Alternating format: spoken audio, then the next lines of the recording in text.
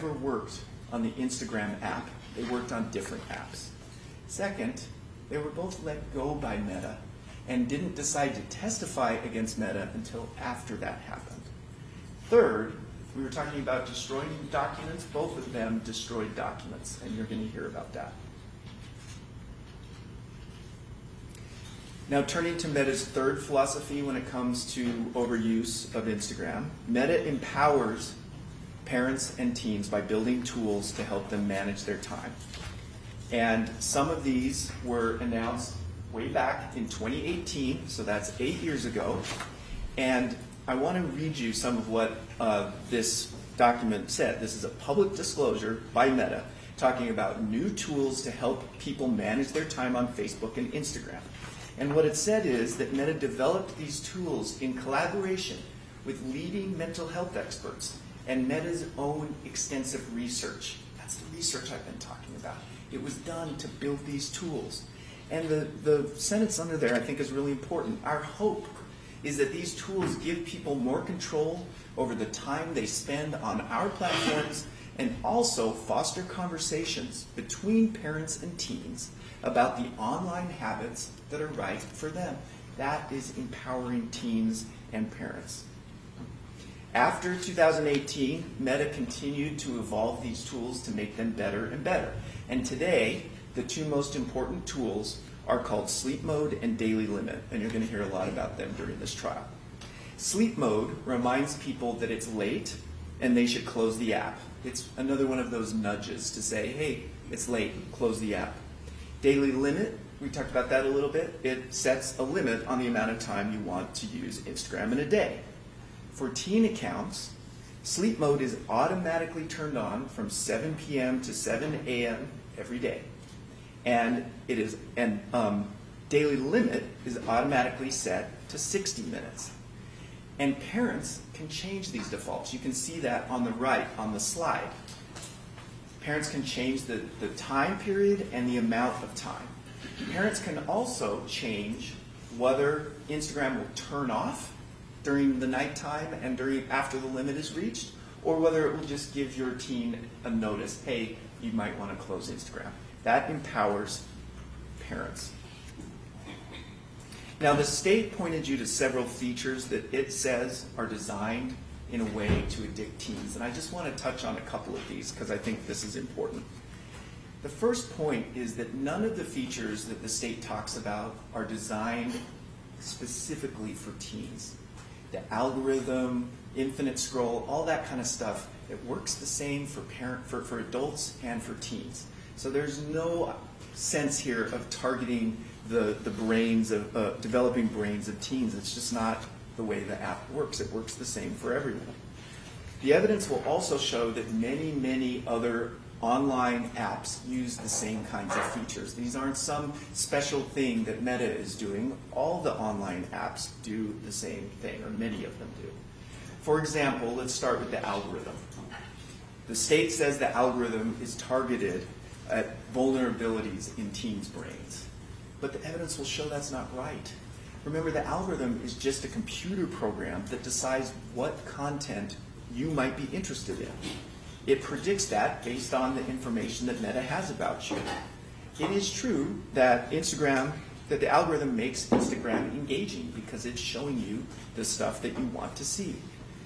For teens, especially though, the algorithm actually filters out as much bad content as the algorithm is able to filter out before it ever even gets to the teens. So the algorithm is actually more protective of teens, not less protective of teens. And that's good. That's not bad.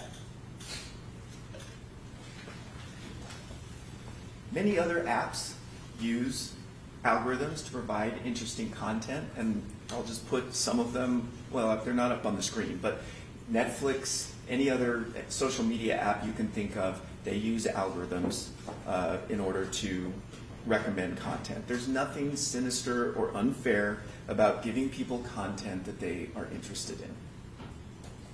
The state also attacks infinite scroll. Infinite scroll just means you can keep scrolling through Instagram as long as you like without having to click a button to see the next thing. This also is standard in all kinds of apps. It's also no different than television. You can watch TV as long as you like. There's nothing unfair or bad about that, especially when Meta offers tools to help people limit the amount of time they spend on the app. The state attacks Meta's use of notifications. Instagram will notify you if there's new content you might be interested in. Again, many online services provide notifications. If you have a cell phone, you get notifications when you have a text message. If you use the Tennesseans app, it notifies you when there's breaking news. You can also turn off notifications very easily. You push a button on the side of your phone. Not only that, Meta has built tools to mute notifications for teens and allow parents, you can see it on the screen, allow parents to mute notifications if they want their kid to be studying. And also, during that sleep mode time, notifications don't come through during that time. The state is basically attacking standard online features that many apps use. People like using them, and there's nothing unfair or improper about them. Meta builds protections like daily limit and quiet mode to allow parents and teens to decide for themselves how much time to use the apps.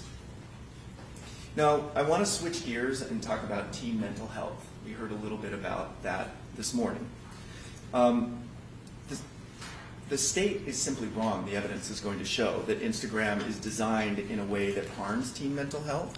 And in fact, the scientific consensus that you're going to hear about is that social media does not cause teen mental health problems like depression or anxiety. Remember the National Academy of Sciences we talked about before? That's the blue ribbon federal panel created by Congress around the time of the Civil War.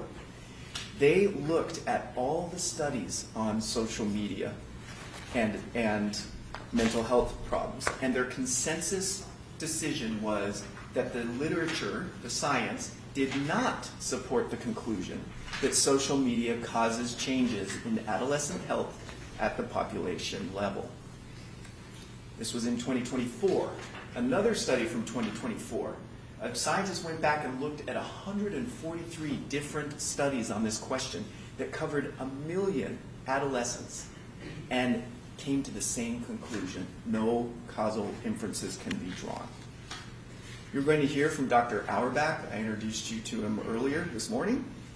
He will tell you the same thing. By contrast, the state is going to bring advocates who don't listen to the National Academy of Sciences, and they are going to say that social media causes harm. And I just want to ask you to wait until our cross-examination of these folks, and wait until you hear from Dr. Auerbach and some of our experts before you make up your mind. The state also said that they were going to bring Mr. Richard Kennedy. He's the executive director of the Tennessee Commission on Children and Youth, which is a state agency that deals with these issues. He has an important job protecting kids in Tennessee. We expect he's going to testify that even though he's in that important position on children and youth safety, he is not aware of any specific instance in which social media caused harm to a child or teenager in Tennessee. He is not aware of any research that ties social media to mental health outcomes. He is not aware of any data showing teens in Tennessee are addicted to social media. This is the executive director of the Tennessee Commission on Children and Youth. The bottom line is that Meta is an industry leader at helping teens who are spending too much time on social media. Meta does it better than any other social media company.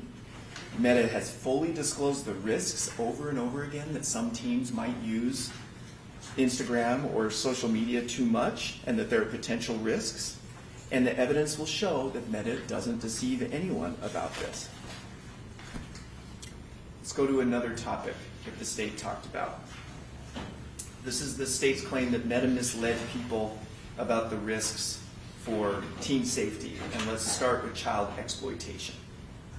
Child exploitation includes things like child sexual abuse material and the inappropriate interactions with adults that we talked about before. The evidence will show disclosure, find it, fix it, and empower. So you can see up on the screen is Meta's policy on child exploitation. We don't allow this type of content. This is the rules on Instagram. Now the state says the rules are false because some of this kind of content gets past Meta's safeguards. But that doesn't really make sense, and I want to give you an analogy for why. So the local schools have a policy against bullying. That's the rules at the school. But of course we all know that bullying happens at the school. Does that mean that when the school publishes its rules, the school's lying? Of course not. It just means that some people break the rules.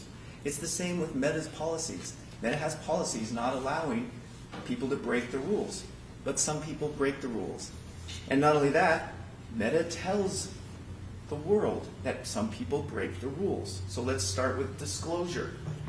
Meta has disclosed the risks of child exploitation. Again, going back to 2012, the potential for inappropriate contact with adults. If you look at 2021, this is Mr. Zuckerberg publicly saying in a public post, when billions of people use a service to connect, some of them are going to misuse it for truly terrible things like child exploitation. In 2019, Mr. Zuckerberg publicly stated, that one was the 2021. So let's look at the transparency reports, which also talk about child endangerment. Meta discloses that there were 3.4 million instances of people breaking its child exploitation rules on Instagram back in July to September of 2025. That is disclosure, not deception. If you are a parent and you want to know how much of this kind of material is on Instagram, you can find it in the Transparency Center right there. Okay. Meta also uses its find it, fix it philosophy on this topic. I want to talk about a document again. Here is a document that the state might show you that talks about IIC, that's the inappropriate interactions. This is one of the audits that the state talked about. Remember the state showed you audit documents? I want to pause on that for a second. Meta audits its own safety systems to make sure they are working. That is a good thing. That's not a bad thing. The state is using Meta's internal audits against it. So in that audit, one of the things that Meta found was that their system wasn't always doing a good job on IIC, inappropriate interactions. That's the find it part. The point of the audits is to find problems and fix them. So what happened with this audit? On the right, there's two phases of these audits. Phase 1 is on the left, that's the find it. Phase 2 is on the right, that's the fix it. This exact issue that was found by March was fixed. That's what it means when it says completed, that's the status, and approved, it's verified. That IIC issue was fixed. It's a good thing that Meta is out there auditing its safety system, not a bad thing. Now, you heard the state talk about the 17 strikes issue, and I want to put that up. I was a little surprised to hear this one, but if you look at what the policy actually is talking about, it's talking about strikes for prostitution and sexual solicitation. These are adult issues, not children's issues. And in fact, the problem with prostitution in particular is that a lot of people use Meta's apps for things like dating. And so figuring out what is solicitation versus what are people doing to date or to find partners online is very difficult. And so this is the policy about adult prostitution and sexual solicitation. Now I want to show you the policy with respect to child sexual exploitation. It's one and done. We immediately disable accounts of convicted sex offenders. We immediately disable accounts of inappropriate interactions with minors or exploitation of minors, and we immediately remove accounts for distributing child sexual abuse material. That's the child policy, not the 17 strikes. That's Find It, Fix It. Let's talk about empowerment on this issue. Meta automatically makes, as I told you before, teen accounts private by default. That's important because it means adult strangers can't message teens and can't see the posts that teens make. And so that reduces the potential for inappropriate interactions. Another tool that Meta has built is to empower teens to block people they don't know. That prevents strangers from communicating with them. Meta also has built systems to look for possible predators. Meta built an automated system that looks at 60 different signals, different suggestions that maybe somebody is up to no good, trying to look, are they behaving suspiciously in some way? This is an automated system. It is not perfect, but it is pretty good. So for example, if someone repeatedly searches for some sort of specific type of thing, the system will identify them. And if an account is too suspicious, if it hits too many of those 60 signals, that account is disabled and they're removed from Instagram. Teen accounts empower parents by allowing them to see who their teen has been communicating with. So if you have a teen on teen accounts, you can go see who they've been texting with. That will help parents protect their teens from strangers that they don't know. You will hear evidence that no online app does more than Meta to combat child exploitation. Let's talk about another topic that the state referenced. That is underage users or under 13s. Up on the screen is Meta's policy. Meta's policy is we require people to be 13. Now the state says, again, that policy was a lie because some kids lie about their age. But I want to look at the very next sentence. You can see it underneath the yellow. It discloses the fact that kids lie. While many people are honest about their age, we know that young people can lie about their date of birth. This isn't a false statement.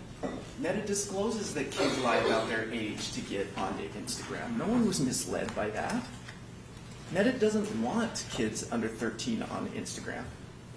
But Meta publicly discloses that some of them break the rules and get on. I want to give you another analogy like the one about the schools and the bullying policy. A pool might have a rule that says no running. That's the rule of the pool. But we all know that kids run at the pool. Does that mean that the rule is a lie because some kids break the rule? No. That just means there's a rule and some people break it. That's exactly what Meta discloses about its under 13s. Remember, this is a deception case. How can it be deceptive if Meta says both we have a rule and a lot of people break the rule? It's not deceptive. So what does Meta do? Disclosure, find it, fix it, and empower. So for more than a decade, Meta has told the world again and again that children under 13 sneak onto Instagram, including in one of the very statements the state is going to tell you is a false statement. Meta said the same thing in its 2018 Parents Guide. You can see it right there, the green, same point. Mr. Mosseri said it in public testimony. Mr. Mosseri even said in public testimony that Meta had removed 1.7 million accounts on Instagram that were under 13 just in the last 2 quarters of 2021. Meta has not hidden at all that there are millions of kids who sneak onto Instagram. If we go to the next slide, it says right here from 2021, while age screens, meaning asking kids for their age, are common in our industry, young people can and often do get around them by misrepresenting their age. That's disclosure, not deception. Meta has also applied its find it and fix it philosophy in dealing with this problem.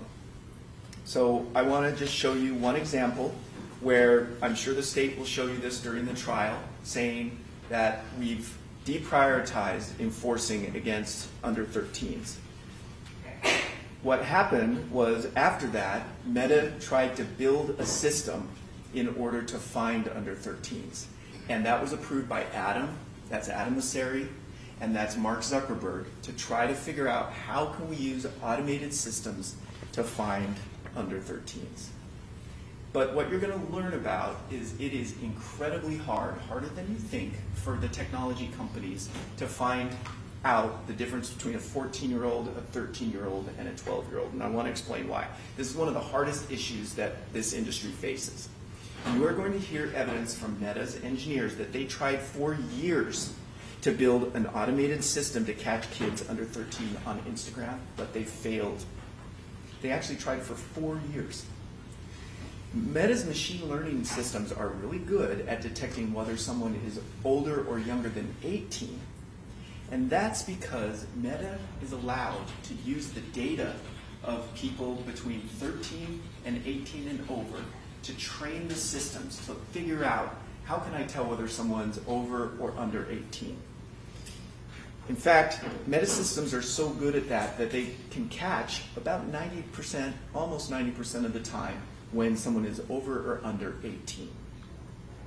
And that's important because then Meta knows if it estimates you are under 18, it automatically puts you in a teen account, so you have all those protections. Now, Meta would also like to do the same thing for under 13s. And you are going to hear Meta's witnesses testify that they have been unable to do it. And the reason why is that federal rules prohibit Meta from using data about kids under 13. It's illegal. So they can't train the machine learning systems on data from the younger kids. So their automated systems can't catch the under 13s. This is an industry-wide problem. This is not just a problem at Meta.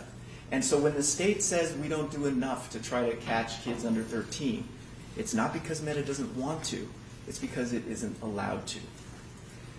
Now, Meta didn't give up. Even though it's not allowed to use the data for this purpose, Meta built a different kind of system that I don't have time to get into today, that you will hear testimony about it. It's not as good as the over and under 18 classifier. It's just not. But they built an alternative system, and that is another example of find it and fix it.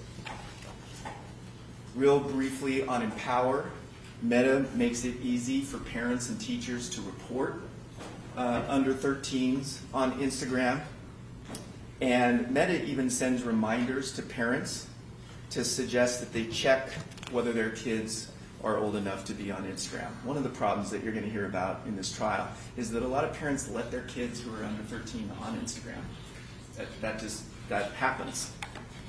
The evidence will show that Meta has repeatedly disclosed that some kids lie about their age to get onto Instagram. Meta doesn't want kids under 13 on Instagram, but it's very hard to get rid of them. Meta didn't deceive anyone about the presence of kids on Instagram. Okay, new topic.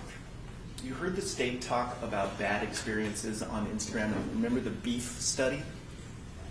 That could be things like seeing disturbing content or bullying or seeing nudity or violence. Again, Meta's policies prohibit this kind of stuff, and the transparency reports report on it. Here's the bullying and harassment transparency report that talks about the amount. You can see the percentages, and I don't have it on here, but you can also see the absolute numbers. If you just do the math, 0.05% of a billion pictures and videos, it's a lot. Now, the state says that the transparency reports are misleading because of the beef survey. But the problem with that argument, the evidence is going to show, is that's apples and oranges. What the beef survey was, it was about a week or two. It was done 5 years ago.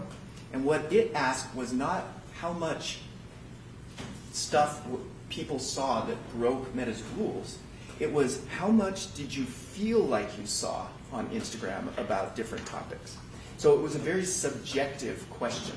That's different than how much actual bad content that violates the rules is actually on the apps. So let's look at disclosure, find it, fix it, and empower. Meta has disclosed over and over again the same risks that are discussed in the beef survey. Bullying, problematic use, exposure to inappropriate content, IIC, or another disclosure from 2018, another one of the risks, bullying. And Meta discloses the amount of this kind of rule-breaking content that it removes from Instagram. This is actual stuff that's on Instagram instead of how people feel about what they see on Instagram. Those transparency reports cover a lot of the topics from beef: bullying and harassment, child exploitation, suicide, eating disorders, violent content, nudity, and many other topics. Meta disclosed the possibility of these types of bad experiences. In fact, you're going to hear testimony that the transparency reports are much more accurate at figuring out how much bad rule-breaking content is on Instagram than beef. Beef was something that looks at how much bad content people thought they saw, which is very subjective. So if you think about it, some people might be offended by a woman in a bikini and a man in a Speedo, and they might check the box for that. Whereas Meta's transparency reports are based on objective rules. They have very specific rules about what kind of nudity is allowed and what isn't. Transparency reports are objective, beef is subjective. That's why it's an apples and oranges comparison. I want to give you an analogy. If you go to a Tennessee Titans game, the referees call penalties when the players break the rules. You can count exactly how many penalties there are. That's like the transparency reports. It's objective. It's verifiable. Beef is different. Beef is about subjective experiences. How did you feel? That would be like asking people as they came out of the stadium, how did you feel about the game? And it might depend if they're a Titans fan or a fan of the other team. It's an entirely different question. Meta publicly releases the objective and accurate transparency reports. Also, beef itself is an example of find it, fix it in action. You're going to hear testimony that the whole reason for the beef survey was to try to make Instagram's systems work better for teens. That's why they ran it. You can see on the right, Kyle Andrews is the guy who designed the beef survey. He says what the beef data was used for.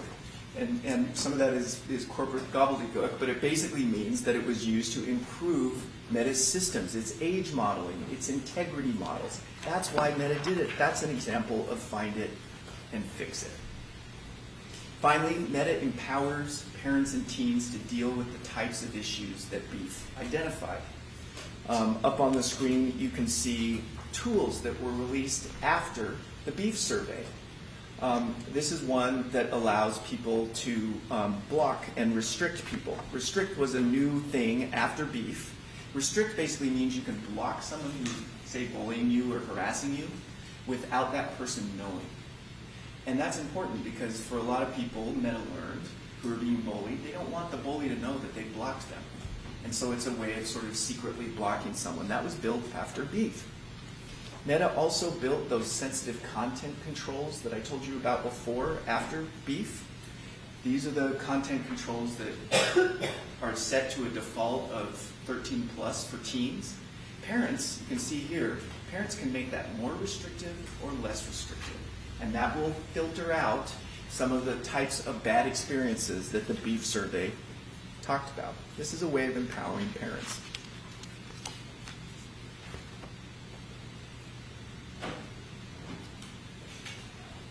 You're also going to hear testimony from Dr. Bartlett, who worked on the beef study, and he is going to tell you that the beef study can be misleading if it were released to the public because it was designed in order to help fix problems on Instagram.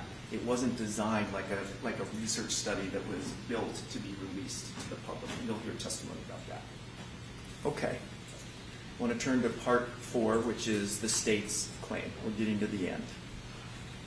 The state's first claim is that Meta deceived the Tennessee public about the risks of Instagram. We think the evidence will show that's wrong.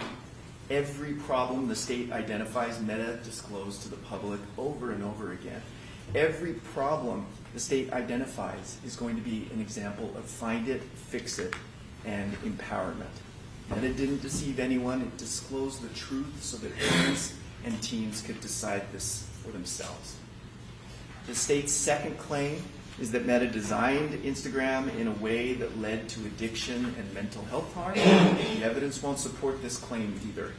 Meta designed Instagram to be fun and enjoyable, not to addict anyone. Meta has publicly disclosed, going all the way back to 2012, about this risk of overuse. And in fact, Meta doesn't want to have doom-scrolling teens. That isn't good for business because they're more likely to delete the app. Meta also has done Find It, Fix It, and Empower, and we talked about that. Now remember, the state has the burden of proving its claims. And so how do we anticipate the state is going to do this? The first is the state is going to use internal Meta documents finding problems. And I've gone through a few examples of those. And as we've discussed, the evidence is going to show that Meta looked for problems to fix them. So please wait for our turn to put on evidence so that we can show you not just the find it part, but the fix it part. The second thing is the state is going to bring a parade of paid experts. I don't know who for sure they're going to bring, but these are some of their paid experts that the Attorney General's office is paying cash money to testify. The evidence will show that many of these experts take extremist positions, like Dr. Lemke, who thinks everything is addictive. And before making up your mind, wait for us to cross-examine people like Dr. Lemke and wait for Dr. Auerbach to see our side of the story. Third, the state is going to bring you a group of Meta critics.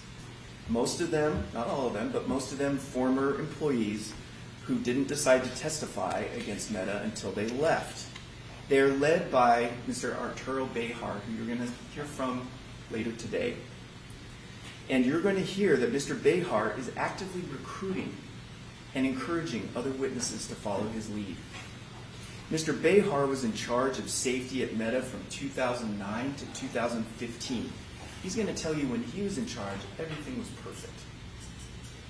Mr. Behar then left Meta for a couple of years, and then he came back from 2019 to 2021. He's been gone for 5 years. But he only worked about 1 day a week during that time. And because of that, he wasn't as important as he had been in his first stint. And honestly, that hurt him. So he quit his 1 day a week job in 2021 to start a new career of criticizing Meta. We hope that you will reserve judgment on this group until we've had a chance to cross-examine Mr. Behar and these others, and until you hear from the people like Ms. Davis, who work at Meta and believe in its mission. Ms. Davis worked with Mr. Behar for many years. Before you make up your mind about him, wait till you hear her side of the story. Okay, you've all been incredibly attentive and patient with me, and I'm going to wrap up so we can start to hear from Mr. Behar. The state's case basically boils down to two things. The first is the misleading claim. And while you're hearing the evidence about that, I want you to think about these questions. If Meta wants to mislead about safety, then why does it disclose to everyone in those transparency reports all of that information? Why does Meta disclose in the terms of service that you might see offensive and illegal content? Why does Meta disclose that its safeguards aren't perfect? Why does Meta disclose how much bad content it removes from Instagram? Why does Meta hire an arena full of people whose job it is to keep the app safe? Why does Meta build tools like teen accounts that actually reduce the amount of time teens spend on Instagram? Why would they do that if they were lying about safety? The evidence will show that Meta disclosed the risks so that parents and teens can decide for themselves. The second claim is the unfairness claim about addiction and mental health. While the state's putting on its evidence, ask yourself, if Meta wants to addict teens, then why does Meta warn the public? Why did Meta publish that landmark study about this? Why does Meta build tools like Daily Limit and Sleep Mode to help reduce the amount of time teens spend on Instagram? Why did Meta build teen accounts and provide tools to parents? Why does Meta send the wellness teams out into the world to try to help people who are not doing well? We think the evidence will show that Meta wants teens to have positive experience on Instagram so that they will continue to use it in the long run. Meta does not want addicted doom-scrolling teens. As the jury, with your verdict, you get to decide questions like this and many, many others. And while the state's putting on its case, I want you to think about Meta's philosophies: disclosure, find it, fix it, and empower. And think about the questions that I just asked you, follow your common sense, and when the evidence is in, we will ask you to return a verdict in favor of Meta. Thank you for your time. We're going to take a 10-minute break, ladies and gentlemen. When we come back, we should be ready to begin with the actual testimony.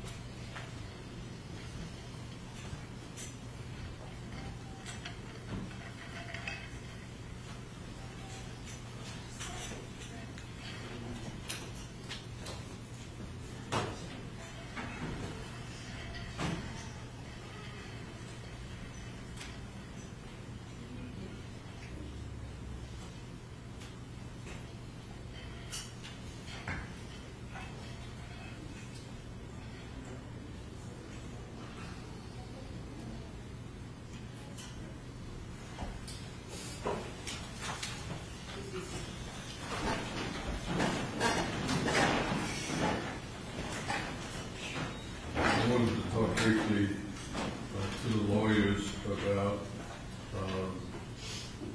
state instruction number 4, meta instruction number 5, on page 16 of the omnibus document.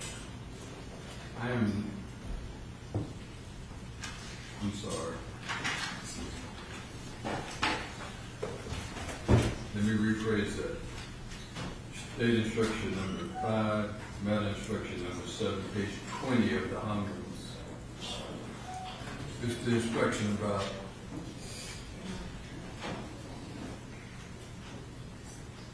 allowing the jurors to ask questions. I'm not going to do that. 2 reasons. One, it can be really not, we've done it once, and I've regretted it ever since, because not only were there questions, there were follow-up, and the effect of it is somebody on the jury trying to cross-examine the witness. But the second point, which I have not articulated before, is the idea that the jurors are not supposed to know anything or hear anything from the other jurors until deliberation. And when these questions come out like that, there are strong clues to the other jurors long before we get to deliberation. I think that's problematic. So I'm not going to read that. Let's take our break. Excuse me, Your Honor. Yes, sir. No big deal if we can't do this. Could we have a few more than 10 minutes? We have a big print job that's coming, 15 maybe. Absolutely. Okay. Whatever you need. All right, thank you.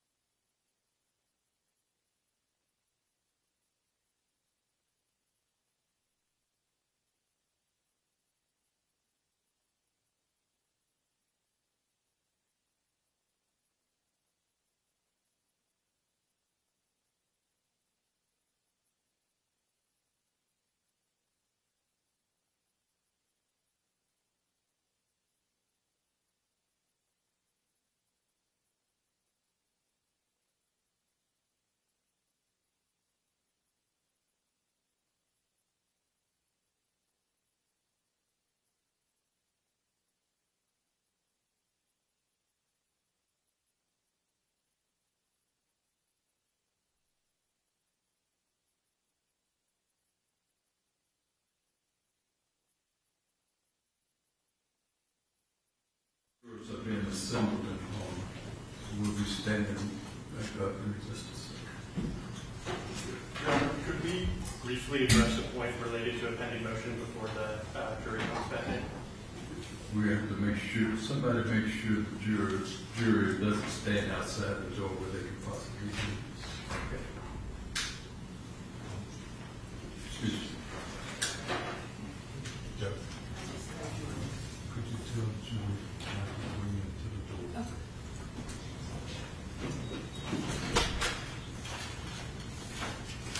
Your Honor, Kevin Morgan on behalf of Meta Platforms. May I just briefly address a couple points related to our pending motion that we filed last evening? Okay, go ahead. Sure. So the state intends to call Mr. Behar both as a fact witness and as a non-retained expert witness, and Meta objects to Mr. Behar testifying as an expert witness for the reasons we set forth in our pending McDaniel motion and argument.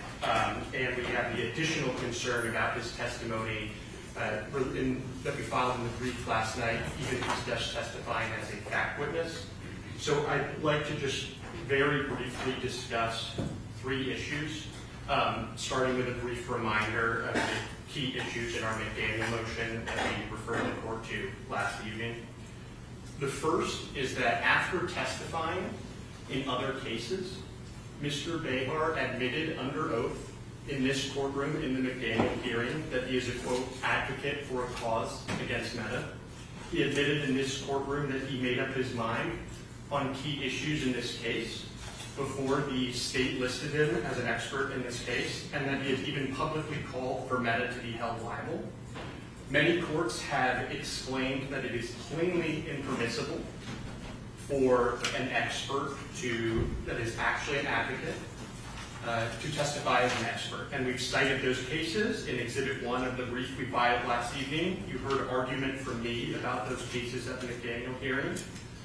And there's never been a clearer case where that rule is being violated, and the state does not respond to it at all. They do not cite any conflicting cases or any reason why Mr. Behar should not be excluded under that rule. The second reason is that Mr. Behar did not file an expert report or produce the underlying data for the testing of Meta's project features that he admitted, again, under oath in this courtroom, that he performed in anticipation of the testimony that he was going to provide in this case. And the law is clear that both of those failures preclude him from testifying as to the so-called testing he performed related to Meta's features. If he wanted to do that testing, he had to provide a written report and he had to provide the data, and it would be deeply prejudicial to require Meta to cross-examine him without that report and without that underlying data. And third is the last issue that we filed an additional brief on last evening, and we think it is a critical problem even if Mr. Behar is only allowed to testify as a fact witness. Last night, the state disclosed a demonstrative indicating that Mr. Behar is going to opine that, quote, Meta misleads the public, and their notice says that he will opine that Meta's public reporting was, quote, misleading. Now, under Rule 702, an expert can only testify what would substantially assist the trier of fact, and courts uniformly hold that testimony about whether a statement is false or misleading is the province of the jury, not the expert. We've cited multiple cases from the Tennessee Court of Appeals on that issue, and we've cited case after case routinely excluding this exact type of testimony, including in Consumer Protection Act cases. They hold that it is the province of the jury to decide whether something is misleading or false. So to be clear, he can discuss the safety features. He may discuss public statements to the extent he has foundation to do so, but it's the jury's job to assess whether those are misleading or false. And I just like to very quickly respond to the state's two arguments that they raised in response. The first thing that they did is they say that, well, he snuck in some testimony on that issue in a couple other cases. That was error. It was deeply prejudicial to Meta, and we should not repeat the same error here. The second thing they do is they cite some cases under Rule 704, and they say an expert can opine on the ultimate issue, but what they don't do is they don't address the rule we cited and the reason why this type of testimony is clearly impermissible. That's Rule 702. It is the province of the jury to determine whether something is false or misleading. We cited 5 cases excluding experts on that exact ground. They do not cite a single written opinion holding that such testimony would be proper for an expert. So we respectfully request that he be excluded as an expert and be excluded from testifying that a statement is false or misleading or deceptive. Thank you.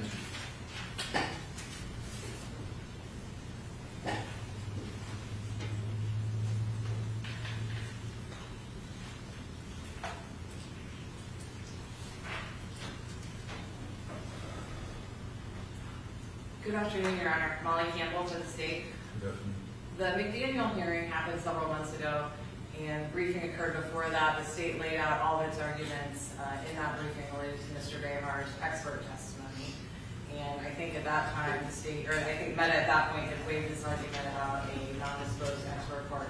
That was never raised in the briefing, so this is a new issue that has never been briefed and was never previously raised. And as to Meta's argument about Mr. Behar's misleading statement testimony, that's perfectly appropriate fact testimony. Meta has tried over and over to exclude or limit Mr. Behar's testimony on this point, and he was allowed to give this testimony both in New Mexico and in the JCCP. And there's basically 2 reasons that it should be permitted here. The first is that when Mr. Behar testifies that a statement or omission was misleading, he's explaining it in the same way that a layperson would use the term misleading. And even under federal law, which is stricter than Tennessee law on this point, a statement is only an improper legal conclusion if the terms used by the witness have separate, distinct, and specialized meaning in the law different from the vernacular. That's United States versus McIver, 470 F. 3rd 550, 4th Circuit, 2006. And so in this case, the way that Mr. Behar is using misleading has the same everyday meaning that it does when Mr. Behar has used it in his testimony. So this is really not an issue where Mr. Behar is using legal terms to tell the jury that it should find Meta liable, or that Meta did something illegal, or that it engaged in some sort of unfair or deceptive practice. And Meta's citations, yes, they do cite a lot of cases. None of them stand for any kind of remarkable proposition. ConAgra Foods actually makes the same point that the state makes, which is that the court barred the expert from using judicially defined terms, such as falsely and deceptively labeled, but the court did permit the expert to say that an ingredient was not natural, because natural is a common word that any witness, or that, that any juror is going to understand, and the same principle applies here. And second, as I just mentioned, under Tennessee Rule of Evidence 704, it is permissible for Mr. Behar's expert testimony to embrace the ultimate issue. That's State v. Shuck 953, SW 2D 662, Tennessee Supreme Court 1997. That case provides that when Tennessee Rule of Evidence 704 is more lenient than its federal counterpart with respect to the admissibility of opinion testimony on an ultimate issue to be decided by the trier of fact. Quote, under Tennessee law, testimony in the form of an opinion or inference otherwise admissible is not objectionable because it embraces an ultimate issue to be decided by the trier of fact. So Mr. Behar's testimony can embrace ultimate issues the jury will decide, so long as he doesn't give legal conclusions. He's not going to testify that Meta should be held liable. He's not going to testify that Meta violated the TCPA, and he's not going to testify that Meta's actions were unfair or deceptive. Those are the legal issues presented by the TCPA. Misleading statements and omissions are part of the factual proof that the state has to prove.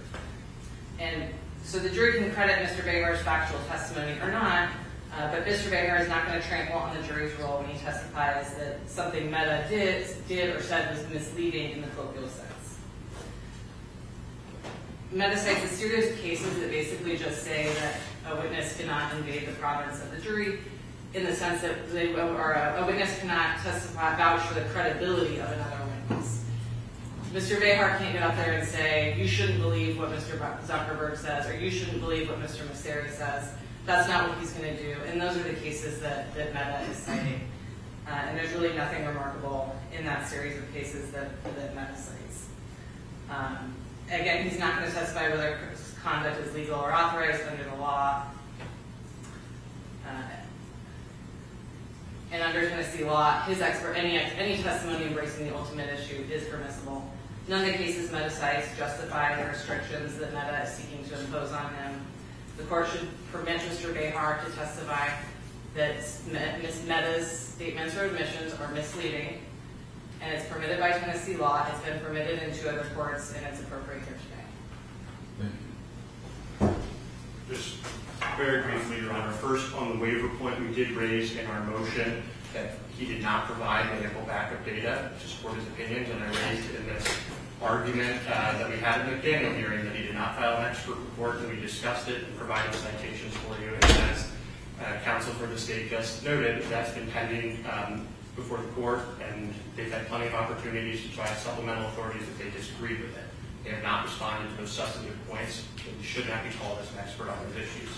Again, just very briefly as to the second point, the exact question that the jury is tasked with deciding is whether something is false or misleading. It is deeply prejudicial for a fact witness or an expert witness to just characterize something in that manner. He can provide the facts that he is aware of. They are perfectly capable of making the determination of whether that is misleading or false. They do not need Mr. Behar's advocacy telling them one way or the other on that. Court will allow him to testify as an expert witness. The court is concerned about him saying something that's misleading. He's not an expert on whether something is misleading or not. And it doesn't really squarely fall into the lay opinion opportunity. So if he phrases it some other way that does not go to the heart of what the state has to prove, and I'm not going to make any suggestions for obvious reasons, but if it's worded some other way, I'm inclined to let it be. Thank you, Your Honor. Just a process point, I think we were all here at 8:15. The first time we knew that Meta was going to get up with oral argument was when Mr. Horvath stood up. I think that just in order, in terms of the comfort and respect for the jury's time, we ought to be having arguments like this when they're kind of coming to court before 8:15 at 8:15 a.m. rather than they're in the hallway. So I would just suggest that we deal with these in the morning when we're all here going forward. I believe that suggestions will take. Thank you. But I'm not going to do anything different based on that on this particular issue. Your Honor, just based on this, if I could, I'd like to, I don't want something to slip out of his mouth. I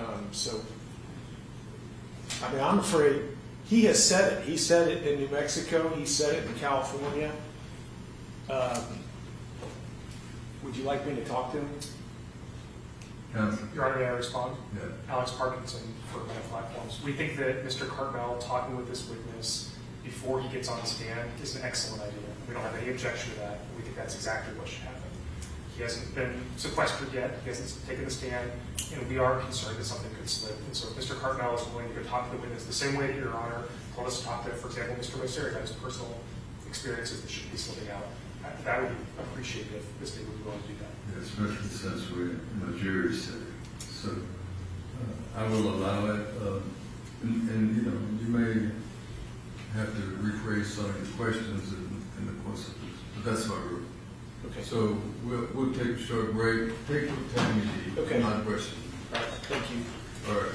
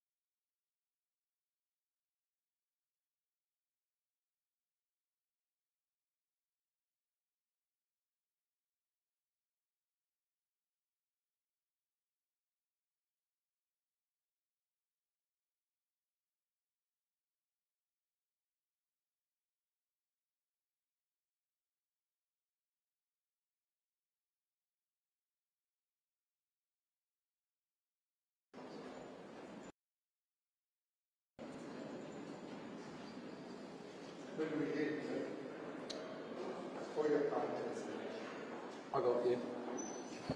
Yeah, check 2, 3, 4, 5, 6, 7, 6, 5, 4, 3, 2, 1. Yep. Ghost elevator, dude.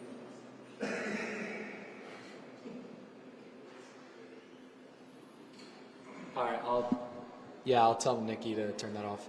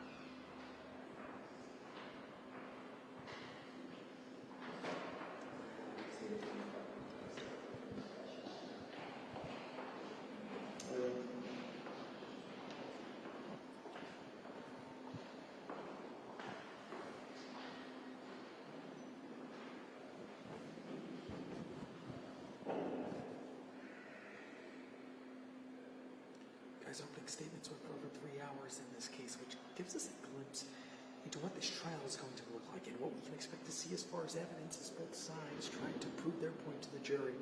Now, for the state, the argument remains circled around Meta's liability to warn the public of the dangers on Instagram, especially for children. The state says the company with the app was detrimental to children, including the likelihood of addiction for kids based off app features of screen test kids. Hey, how's it going? All right, how are you? Good. Is our shotgun on? It's not, right? It's a... The shotgun mic? It's not on, right? Your shotgun, your Nats mic, it ain't on, right? Yes, it is. No.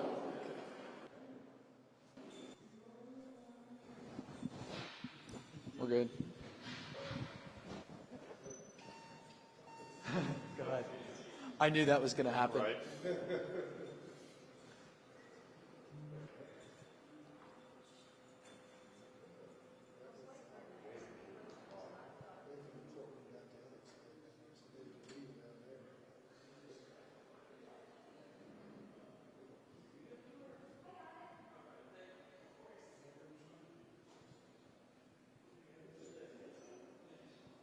Trying to buy my girlfriend's car. Dealership's trying to buy my girlfriend's.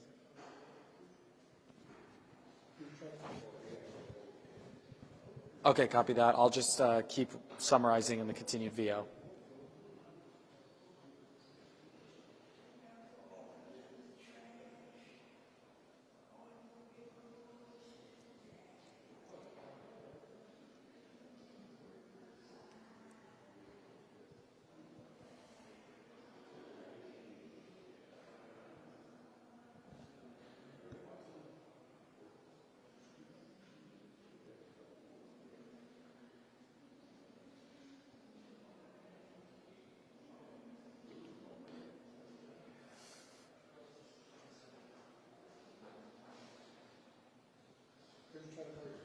Huh? Who are you trying to buy your car? Who are you trying to buy your car? Buy the Mercedes dealership is trying to buy my girlfriend's car. They need to use inventory. They always do. I was like, that'd be for a lot of money. What kind of car is she? What car does she have? 2020 GLS 300. It's in great condition. Has probably 80,000, I think, on it. We got a 2023 GLE 350. It's got about 60. Okay. I think that is 21. Mm. 20. Because I mean, we have a good, it's in great shape. Mm. And I asked her if she wanted to trade. It's paid for. She said, no, she liked it. Plus, she might want her Lexus back. You know, she had a Lexus 350. Mm. She had three of those, two or three of those. And she said she wanted something different, so she was tired of it. So she likes this house. There's the show open. I think it's going to be for, Tree on the Kid probably first. Yep.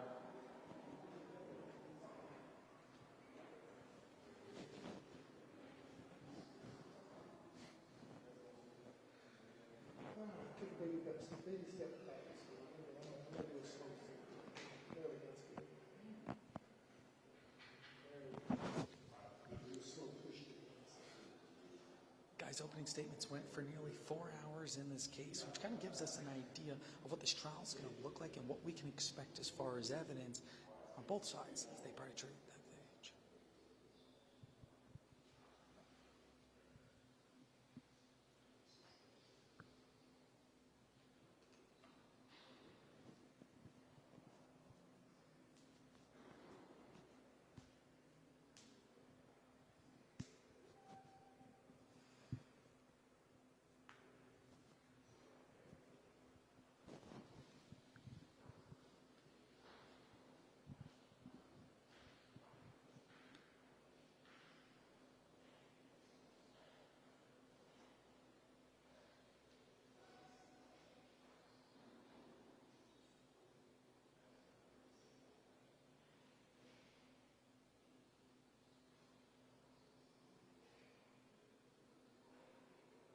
Weather first, and then us after weather.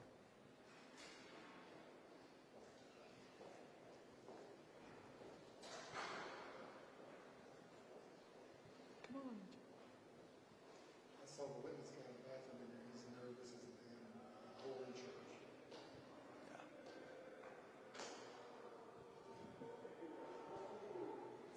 You're all good. Don't let us get in the way.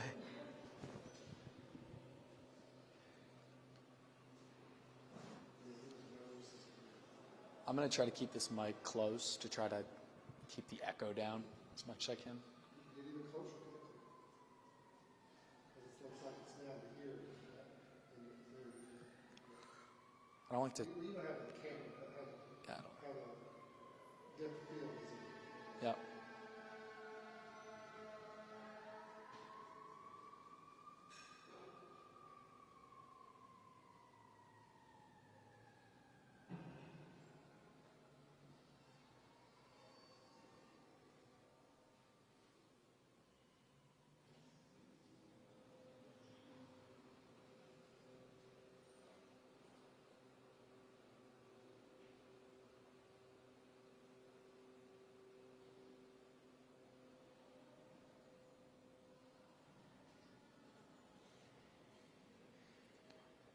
All right, I think we're up.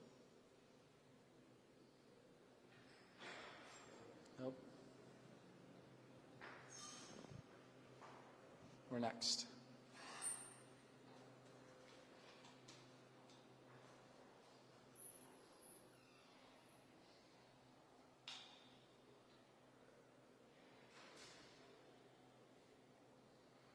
Stand by.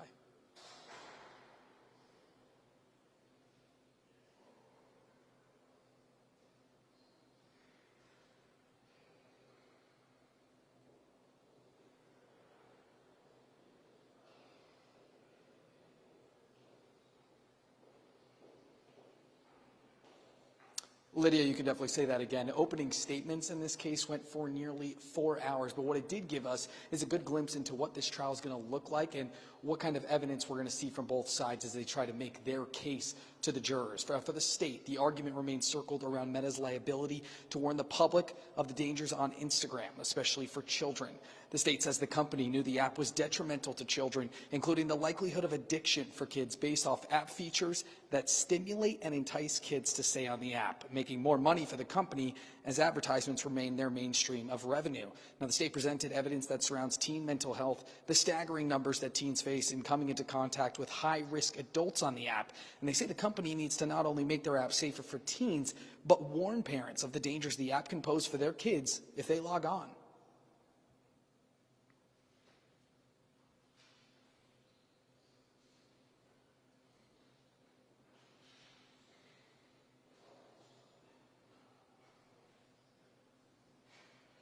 Meanwhile, one of Meta's main points is the philosophy of find it, fix it. They say they have dedicated teams of workers, including former law enforcement, whose main responsibility is to find potentially dangerous content or research concerning trends among kids and work to eliminate that or create more safeguards for kids. The defense says with tens of millions of posts on Instagram a day, they're constantly working to find new ways to make their app more secure but acknowledge that there will be posts that do unfortunately fall through the cracks. Now, what this case will come down to in the coming weeks is whether the jury thinks Meta purposefully kept information out of the public eye and did not warn consumers, and if they created this app with the purpose of hooking children in to possibly cause an addiction, which is a violation of the Tennessee Consumer Protection Act. For now, I'm reporting here live at the Davidson County Courthouse. Steve Mailing, WSMV 4.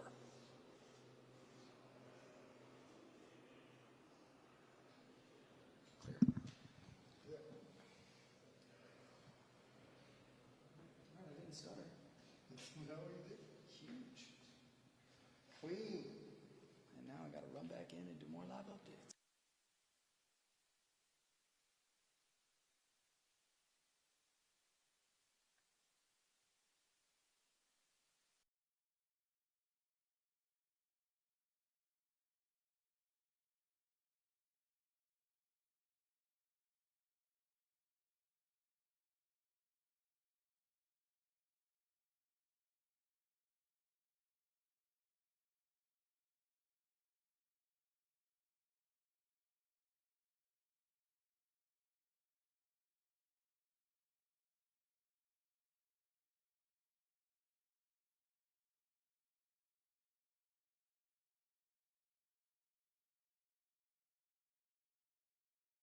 Or reject everything.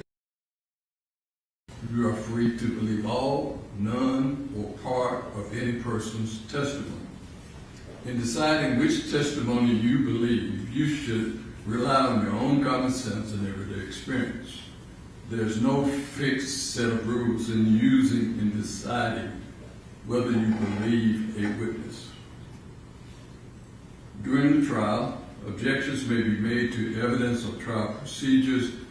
I may sustain objections to questions asked without permitting a witness to answer, or I may instruct you to disregard an answer that has been given. In deciding this case, you may not draw any inference from an unanswered question, and you may not consider testimony that you are instructed to disregard.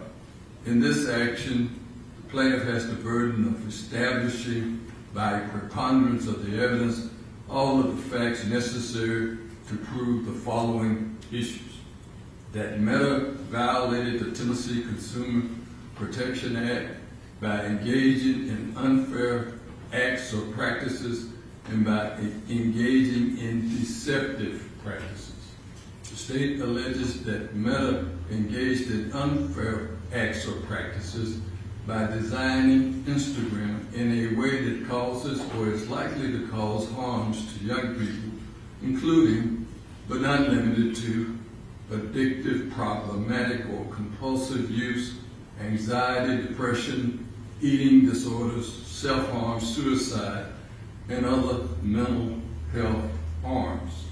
The state alleges that Meta engaged in deceptive conduct that misled or tended to mislead consumers about Instagram's safety through its actions, its false or misleading statements, or its material omissions.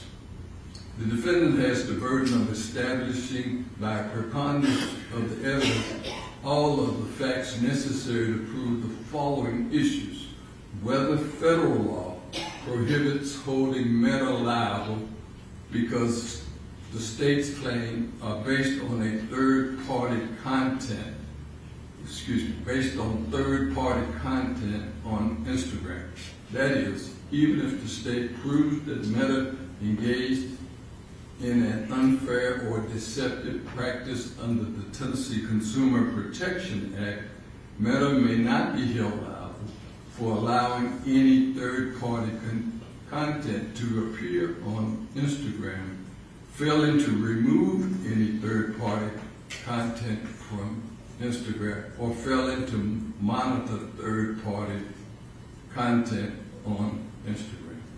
The term preponderance of the evidence means that amount of evidence that causes you to conclude that an allegation is probably true. To prove an allegation by preponderance of the evidence, a party must convince you that the allegation is more likely true than not true. If the evidence on a particular issue is equally balanced, that issue has not been proven by a preponderance of evidence, and the party having the burden of proving that issue has failed. You must consider all the evidence on each issue.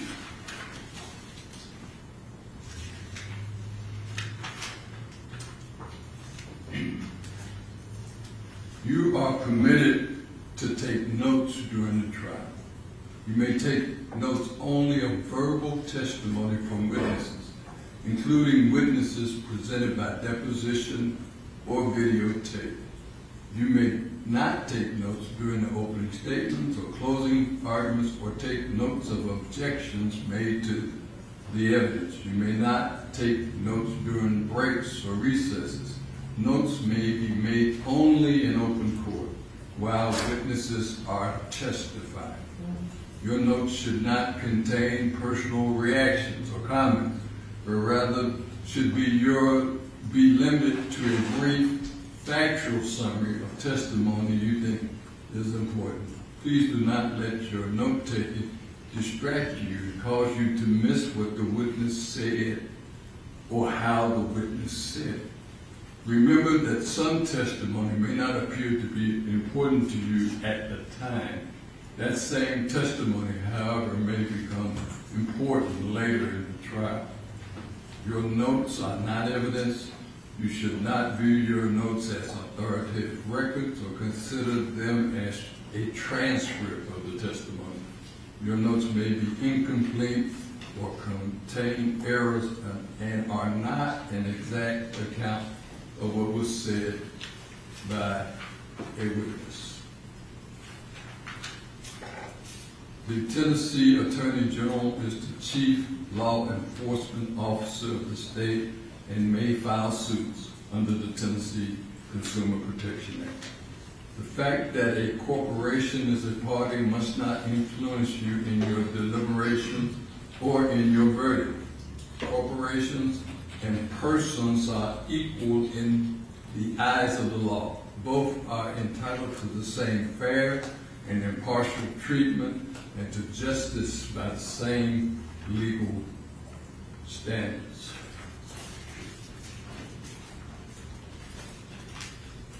A corporation can act only through its officers and employees.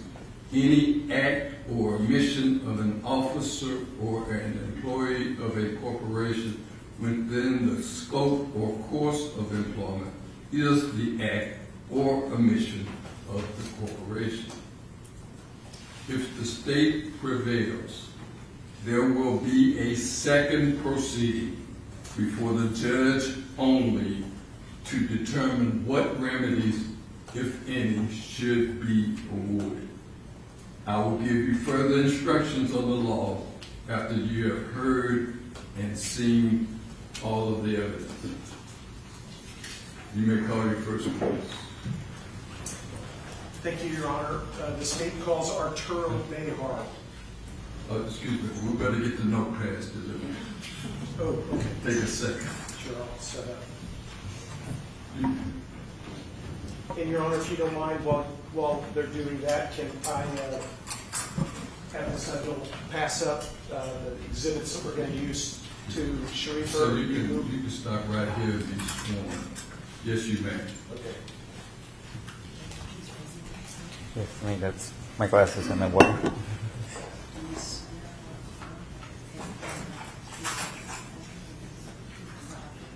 I do.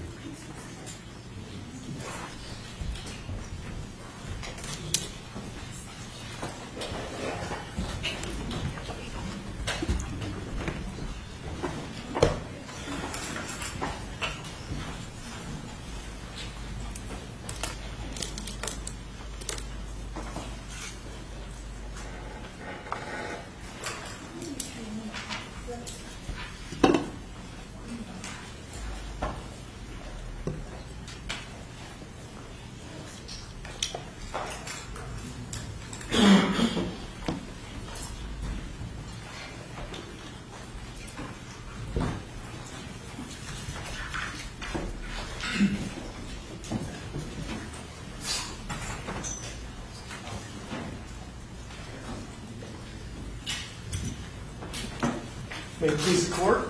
Yes. Counsel? Good afternoon. Hello. Please introduce yourself to the court and jury. Hi, my name is Arturo Bejar. I have dedicated most of my life to the safety and the security of people online, and I have two really great kids. Okay. I have a long outline to go through, and it's late in the afternoon, so we got to keep people awake. But I'm gonna ask you a few questions right off the bat, not from my outline. When was it that you were called before Congress to testify about Meta's protection of kids? It was in 2023, Okay. late in the year. All right. So Meta's lawyer just told this jury that you have been actively recruiting and encouraging other witnesses to follow your lead. Is that a true statement? No, absolutely not. The path I'm on is difficult, and sometimes people call me, but I would never seek out people. Okay, so you said sometimes people call you.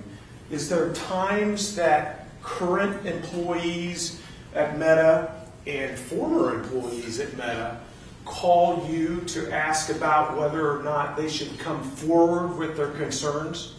Yeah, I've gotten calls from multiple former employees about whether they should come forward with their concerns. And that's been since you testified in front of Congress and you publicly aired your concerns? Your Honor, Oh, I'm just sorry. to preserve it, I've tried to let the testimony develop since we're just starting, but these are all leading questions with a lot of attorney colloquy, so thank you, Your Honor. I'll restate it. When people contact you, has it been since 2023? That's correct. Okay. And do you tell people that and recruit and encourage people to speak out? No, I do not. I always tell people to do what's right for them and for their families, to get support from the people who are qualified to give them support, and because I think people have to make their own choices when it comes to this path. Is it a difficult decision, based on your experience, to decide whether to speak out against a company like Meta? It is. It was difficult. I had to consult with my family about doing it. I had to also sort of check in with myself about doing it because pretty much everything about your life changes the moment that you step into the light the way that I have. And I wouldn't have it any other way, but it is a big choice, and I want people to do what's right for them. Meta's lawyers told the jury that you left to start a new career of criticizing Meta. Is that true?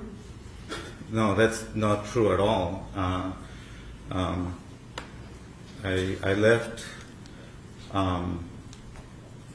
and I was at the time sort of being a parent and dealing with other things, and it was only when it became clear that Meta was not acting on the concerns I had raised and seeing things happening to people that I went through the process of deciding to speak out.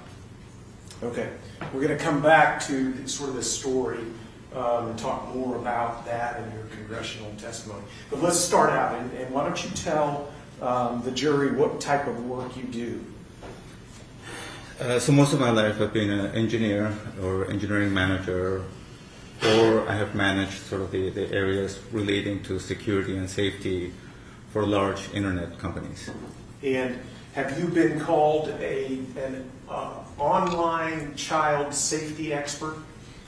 Yes, I have. And how long have, you say most of your, or all of your career, how long have you been an online child safety expert? So with lots of users, it was when I went to work for Yahoo in 1998 that I started dealing with these issues in a really applied form that affected a lot of people. And I did that pretty much nonstop until that point where I left Meta. Has Meta called you actually one of the top 10 experts alive in your field? Your Honor, objection. I understand why it's happening, but approximately 50% of these questions, including that one, have been leading So just ask the court, please remind counsel to ask non-leading questions on direct. I don't think that one was leading, Your Honor. Your Honor, I'm happy to explain. Why don't you rephrase it? Okay. It can be easily rephrased like that. Is there a time that Meta categorized you, or have they ever categorized you as an expert in online safety? Yes. And what did they say? That I was one of 10 people in the world that had the expertise and the experience that I did, which was accurate, definitely, given the amount of time that I've done in the space, and also the results from the work that I've had for the companies that I've been in service of.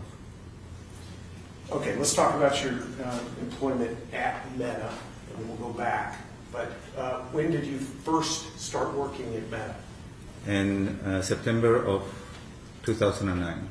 And during that period of time of employment, how long did you work there for? I was there for 6 years. Was it 2015? Yes, that's correct. Okay. And then did you have a second stint working for Meta? Yeah, I came back to the company in 2019. Were you asked to come back? I was, yes. Were you asked to come back as a safety consultant? Yes, I was. During your time at Meta, did you work on issues related to the safety of kids? Yes, I did, and during all the 8 years I was there.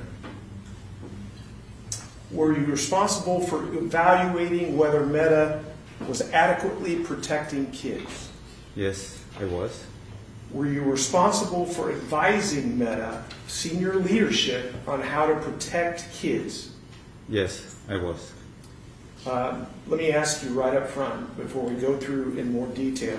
Based on what you observed during your your years at Meta, do you think Meta adequately protects kids on Instagram? No, they absolutely do not. Did you take your safety concerns about children on Instagram to the executives? Yes, I did. Did you take those concerns to Mark Zuckerberg specifically? Your Honor, these are leading questions. Like a question like, what were your responsibilities? Instead of, were your responsibilities X, Y, Z? Who did you take your concerns to? That would be an all-leading question, not did you take your concerns to this person? These are all leading questions. Your Honor, Witness is on direct. I asked him a yes, no, did you take your concerns? I don't think that one was legal. I'll restate it. Did you take your concerns directly to Mark Zuckerberg? Yes, I did. Okay. What did you tell Mark Zuckerberg before you left Meta? I told him that there was a critical gap in the way that the company understood and dealt with harm. I told him numbers about 13 to 15-year-olds experiencing harm on the platform, and I told him things that the company could do about it to help deal with those harms. What year was that? That was in 2021. Okay. Did Mr. Zuckerberg ever respond to you? No, he never replied. Based on what you observed during your time at Meta, was Meta prioritizing the safety of children on Instagram? They were not. When you were there at Meta from 2019 to 2021, what were Meta's top priorities and goals? It was always sort of more eyeballs, more time, more connections between people. And this showed itself, for example, at Instagram through Reels, which was the top priority during the time that I was at Instagram. Based on the time that you were there as a safety consultant and working there, why was that important to Meta? It was a competition, so TikTok had become incredibly effective, and in particular, very effective at bringing young people on. And so then Instagram moved people around and devoted their vast skills and tools in order to do something that competed with TikTok. Okay. The jury's heard some about Meta's safety tools, were those something that you evaluated and assessed and looked at when you were a safety consultant for Meta? Yes. Okay. And have you continued to test those safety tools in years since you left? Yes, I think it's really important that I speak accurately about these things when I'm in a position to do so. And so I've continued to test them so that I can represent them accurately. And let me ask you, you test them, and then do you provide the results of those tests directly to Meta?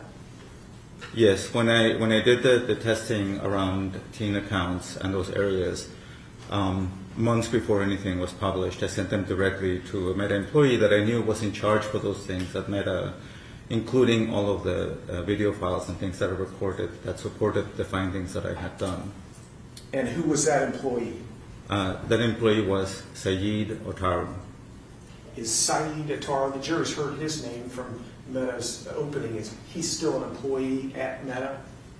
As far as I know, yes. And what were you told? It took some time to respond. Saeed wrote a message back saying, we try to get these things right, or something to that effect. But most importantly, around the same time, I got a letter from Meta's counsel saying that I could no longer report issues directly to any employee of the company. So I couldn't raise attention to any issues that I had found to people directly in the company, and so I can't write to them anymore, no matter what I find. You said you've tested teen accounts, is that correct? That is correct. When was it that teen accounts first came into being, to exist?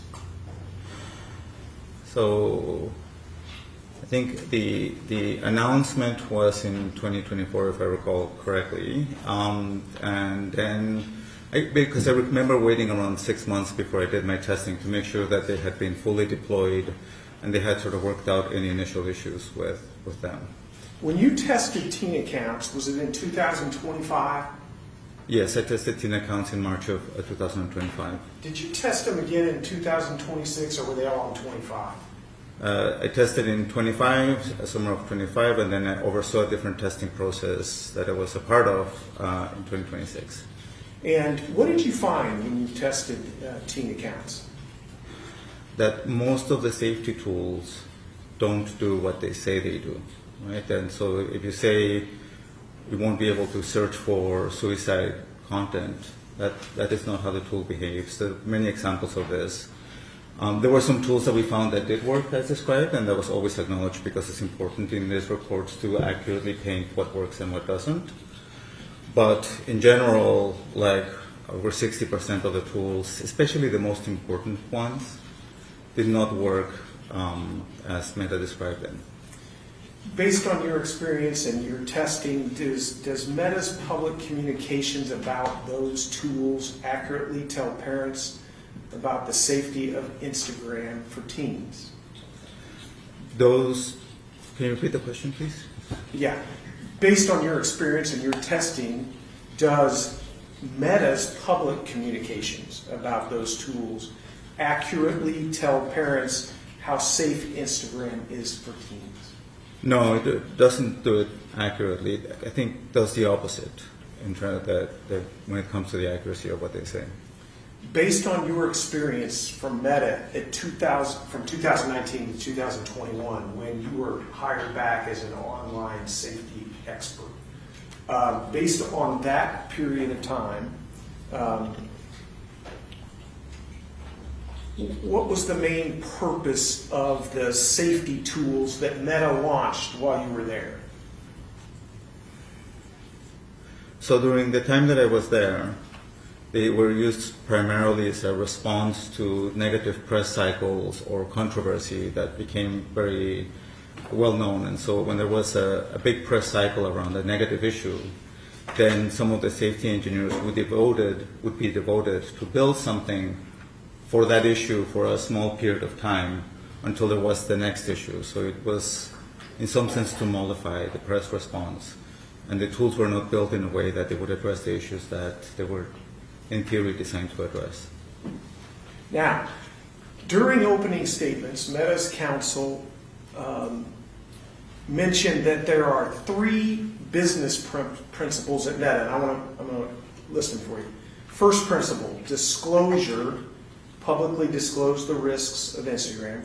Second principle, find it, fix it. Third principle, empower, build tools to help teens and help parents and teachers protect teens. Now my first question is, during your 8 years at Meta, did you hear any reference to those 3 principles? During my time at Meta, I did not hear any reference to any of those principles.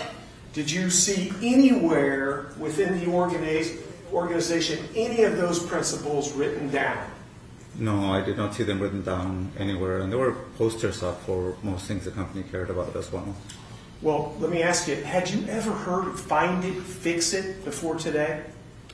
No. And you say that there were posters up around Meta when you were there. Was there a poster up that had Meta's philosophy on it? Yes. What was that poster? It said move fast and break things. And posters of that were up from the first day I started working there till like all the time I was there, the first 6 years. They were all over the campus, move fast and break things. Tell the jury what the motto or the philosophy of the company, move fast and break things, meant. I mean, they made this little book that they gave all employees that had the sort of the values of the company. It was a little red book. I got one of them. And I remember that the page that talked about that said, "The quick shall inherit the earth." And so what I saw as a practice in the company was the importance of getting things out as quickly as possible, and so that a speed of execution was at the heart of being able to be successful in the space. And so there was a lot of work that went around moving quick, and there were many things that were shipped. Most things were shipped without the appropriate due diligence when it came to safety. Is move fast and break things, in your experience as an online child safety expert, a safety principle? No, it's the opposite. Now, I mentioned the principles that Meta mentioned. Based on your experience at Meta, did Meta follow those principles when you were there? Could I ask you to repeat them, please? I will.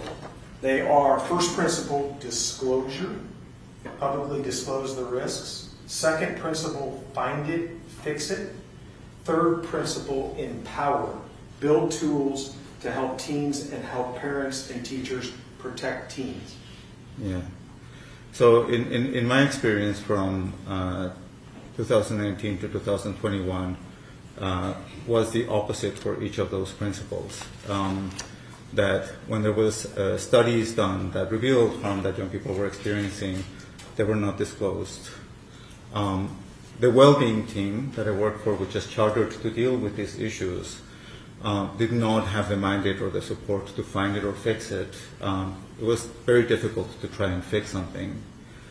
And then I think that the general way that the tool was designed and things were done, it was kind of like, we know better than you do, and so there was a lot of like defaults and settings that weren't the right thing for the person, or like a reporting tool that doesn't allow you to report where something really bad happens to you. And so that's the opposite, I believe, of empowering.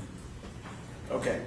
I want to move on, and now I want to talk about your congressional testimony and when you were called before Congress. You have a notebook up there with the exhibits, is that right? I do. Your Honor, we have exhibit PX 04022. I actually think it should be a demonstrative. What are we calling demonstrative? Sorry. Okay. Anyway, I'd just like to show it as a demonstrative, Your Honor, if we could publish. Could you repeat the number, please?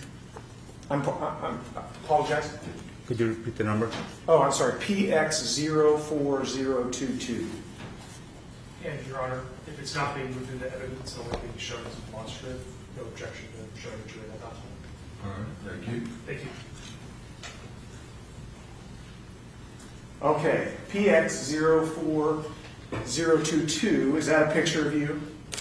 Yeah, wearing the same suit and the same tie. Do you just have one tie?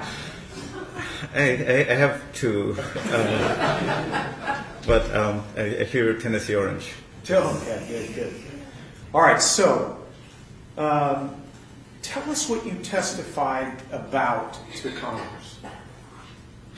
I testified that Meta's executive leadership, so including Mark Zuckerberg and Sheryl Sandberg, that they were aware of the harm that young people were experiencing on Instagram, that they had chosen not to address it, that they were choosing not to address that harm, and that the disclosures that the company was making to the public were not true and painted a false picture of the harm that youth were experiencing regularly on Instagram. That photo was you raising your right hand. Did you have to give testimony under oath? Absolutely. Did you tell the truth? Absolutely. Okay.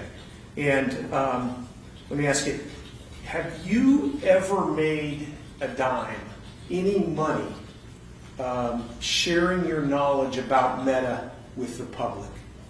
Absolutely not. No book deal? No. You're not being paid to testify here? No, I'm not. Ever been paid to do anything, appear on a blog or a talk show or anything? No, I've never been paid for anything like that. Are you spending your own resources when you're traveling like to here and other places to get the word out? I do, yes. Okay. Why are you doing that? I mean, it's the right thing to do. I think that when you sort of become aware of an issue, and you're fortunately in the position of being able to speak to it, that it's important to do what you reasonably can to do that. And so that's why I've taken these steps, and that's why I'm here today. Why is it that you decided to go public with your concerns about children's safety on Instagram? So around a year after I had left, Meta asked me to testify in something that they had going on, I believe, with the FTC. And I saw for the first time, I saw the email I had sent Mark Zuckerberg that outlined the harm that teens were experiencing on Instagram. And at some point I had to ask myself, who am I protecting? Am I protecting the company or leadership, or am I protecting young people?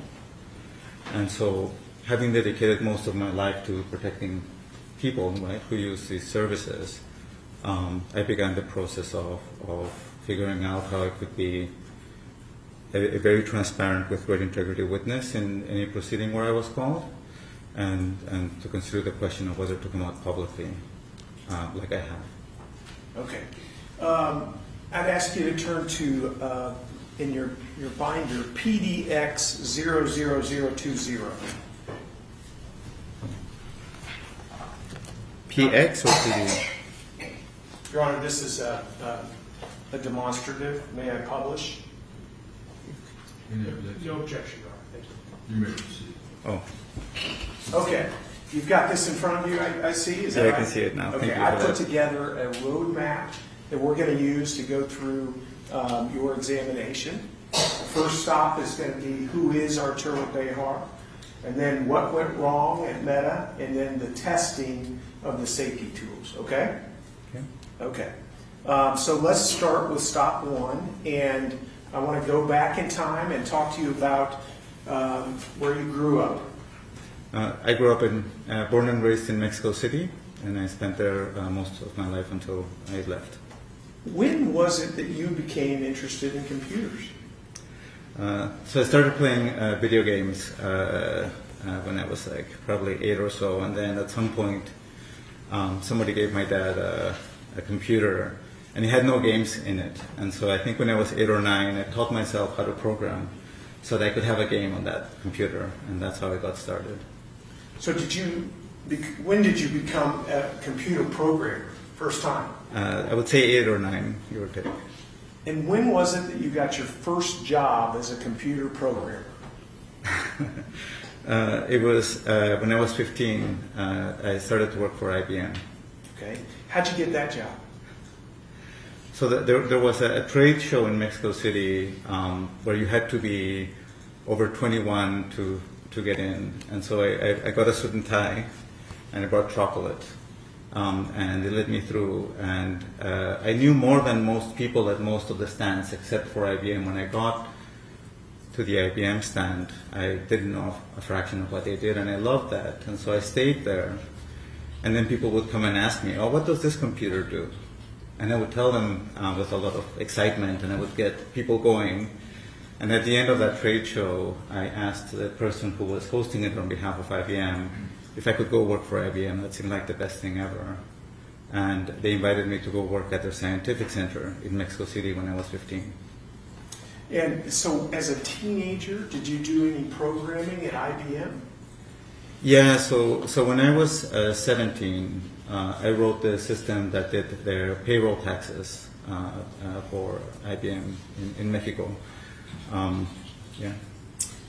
You, Your Honor, Mr. Bahar, I'm sorry to interrupt. May I approach your counsel to consult with Your Honor about something very briefly? I'm sorry, Mr. Bahar. Yes, not a problem.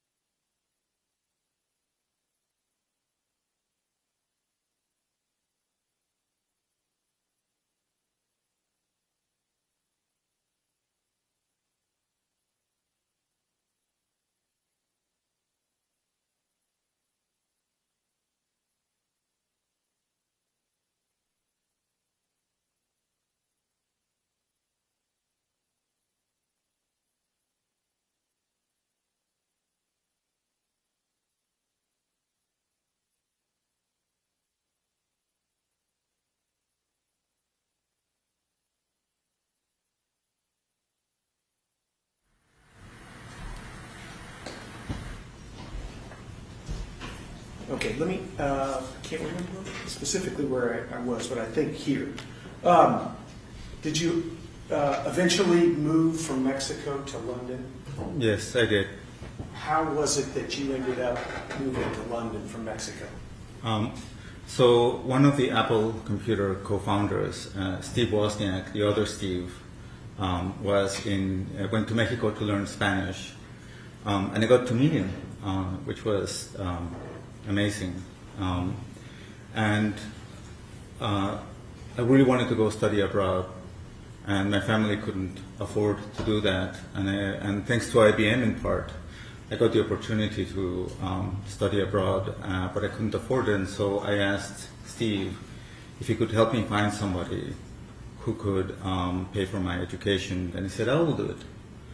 And when I asked him, how can I pay you back? This was years after.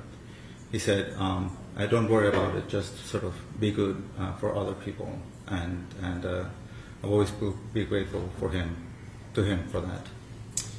Where'd you go to college? I went to college at King's College in London. And what was your degree that you graduated with? It was on pure mathematics. Okay. Did you work while you were in college? Yes, all the time I was in London, I worked for IBM at the same time. I worked for IBM for a total of 6 years. And I also got my first internship in Silicon Valley. Once you graduated, where'd you go to work? I spent a little bit of time back in Mexico so that my wife could finish her degree. And then we moved to Silicon Valley, where I was the first engineer hired by a startup who was trying to build social, secure, safe things. I I see. And then what'd you do next after that job? So after that job in 1998, I went to work for Yahoo. It was still pretty small in terms of engineers, and I was the first engineer they hired to work on security, in particular on the security of the Yahoo application. Are you saying Yahoo? Sorry, I always say Yahoo the wrong way. Is it Yahoo or Yahoo or? Okay. But it's the big company a lot of us know about, the original sort of Google. Yeah, that's that company. Okay. And how long did you work for Yahoo? I worked for Yahoo for 11 years. And were you an engineer at Yahoo? So they hired me as an engineer. Then I became responsible for all of the engineers who were working on safety or security related things, and then I became responsible for all of the security for the company, including network and other areas. So by the end of my time at Yahoo for many years, I was the equivalent of the chief security officer, even though we had like a funny title back then. Was that your time at Yahoo from 1998 to 2009? That is correct. A lot of people might not remember what the technology was like back then, the internet and things like that. Why don't you just explain what it was like back then? Yeah, so people mostly found things through search engines. The biggest mail provider was Yahoo Mail, so there were a lot of issues there. Yahoo had a lot of chat rooms and other areas where people could interact with each other, and that was another area that we worked on. This was done all over the world. We had games, we had commerce. If you think about pretty much every facet of the internet as we know it, Yahoo would host it in some way or another all over the world. Was protecting kids or online safety of children part of your job there? Yeah, it was. In particular, the concern back then was the question of what's called grooming, which is when an adult approaches a minor for nefarious purposes. Okay. And while you were at Yahoo during that period of time, did you work closely with the executives and the CEO? Yeah, absolutely. That was there from pretty early on my time there. Whenever something bad happened, I would investigate and let them know that it's happening. I would also look at, for example, when there was an inquiry from the FTC or an attorney general or had these questions about, did something bad happen? How many people were impacted by it? What did you do the moment you learned about it? I was, on behalf of engineering and product, the person that made sure that those answers were accurate. I would help set strategy for that area for the company, set goals for the different parts of the company, so it was for the extent of the business. You may have said this. What was your title when you left Yahoo? My title was Chief Paranoid Yahoo. What does that mean? I think because security and safety can be heavy, we wanted something that made people sort of think about it in terms of you kind of have to worry about people and be worried about bad things happening to them. And so that became the identity of the team. It was also in the cost centers, and it was a job description. It was a lot of things. Were you the top person at Yahoo dedicated to safety and security? I was at the top, and at the same time I need to acknowledge that all of these efforts take a lot of people. And so it was my job to make sure that things happened, but there were people in legal, there were people in other parts of engineering. I mean, these works, they're a team effort, but I would be the one who would be responsible at the end of the day. And approximately how many users were there at Yahoo when you left? When I left, there were approximately 600 million active users at Yahoo. Okay. I want to move on from that and talk about your first stint at Meta. And I believe, did you say that was 2009? Correct. Okay. And at that time, what was the company called? The company was called Facebook. So Facebook is now Meta. Those are the same company? Yeah, that's correct. Okay. And how did you come to work at Meta? It was called Facebook at the time. Yeah. So I was giving a talk at Stanford about safety, in particular how you protect people's accounts from different kinds of bad things happening, attacks. And there were a couple of people from Facebook or Meta in the back row who watched the talk. And I got a call shortly afterwards asking if I wanted to go work for Facebook. And who interviewed you? So Sheryl Sandberg came to meet me at a Starbucks that was near where the company was. We had senior people from engineering and product, Sheryl, and then my last interview was with Mark Zuckerberg in his backyard. Okay. And I take it as a result of that interview, you were hired? Yeah, they hired me. Okay.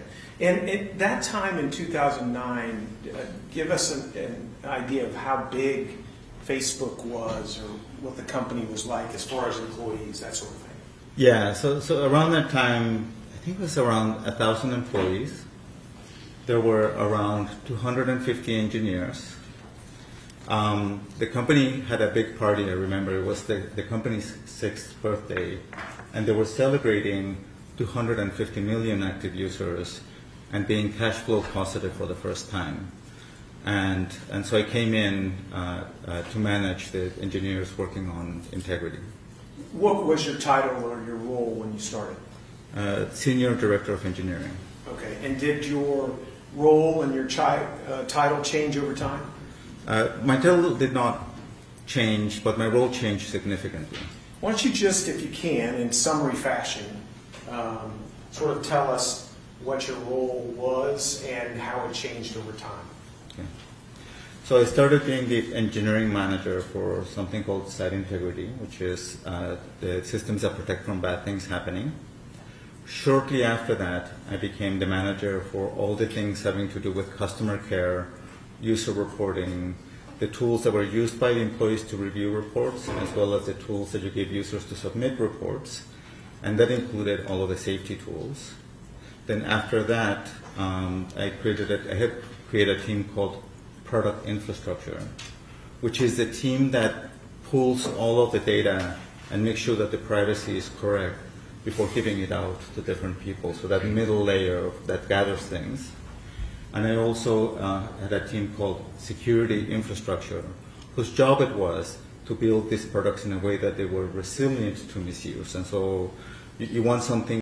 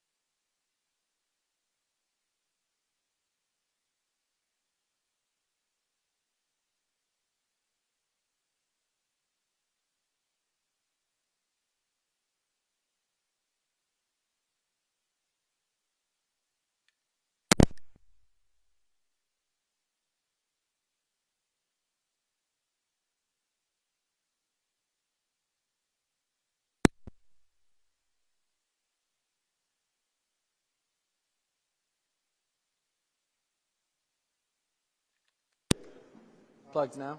Good. We're good now. There was just a lot of scrambling because they found out that kid died, the tree that fell on.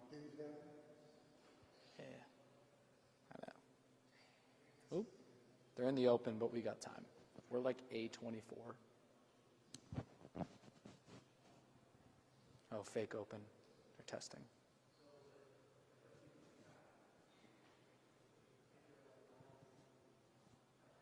Oh no.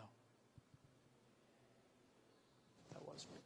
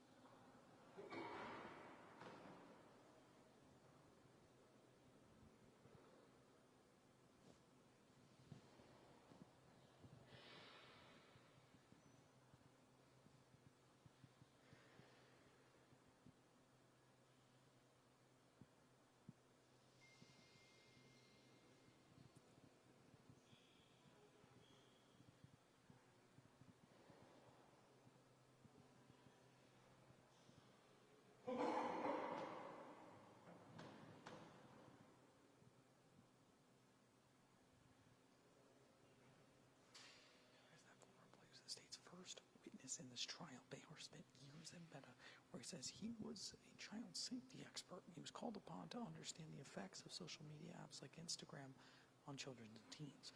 Behar took the stand just after 3 o'clock, and the state took no time getting it down to brass tacks. Behar testified that in his time at Meta, Behar is just the first in a long line of witnesses the state will call and the defense will call over the course of this multi-week trial. So, jury.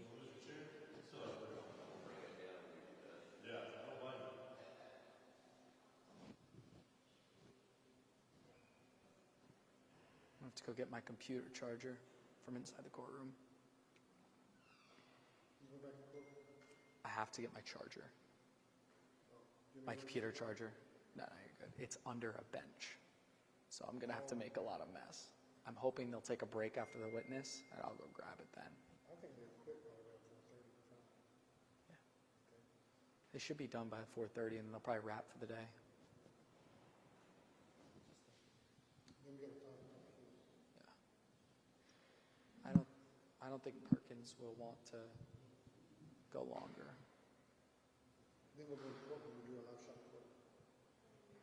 If they don't lock it.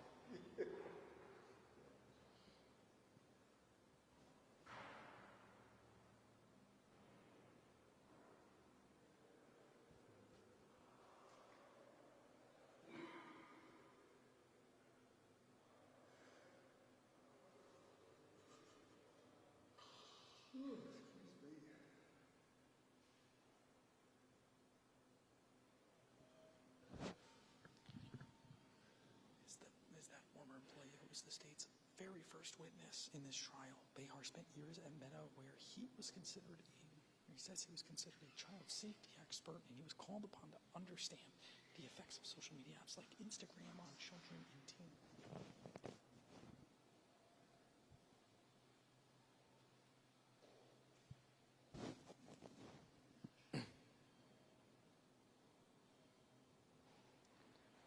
Behar is that former employee and is the state's very first witness in this trial. Behar spent years at Meta where he's... Copy that. One story in between us right now. He's a child safety expert.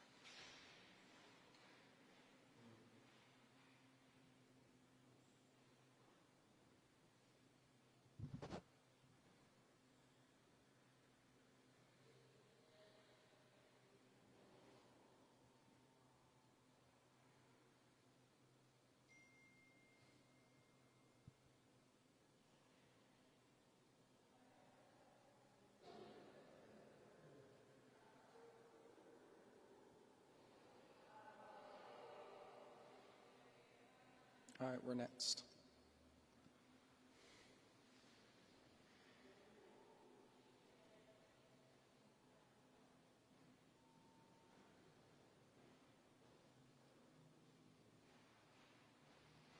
Okay.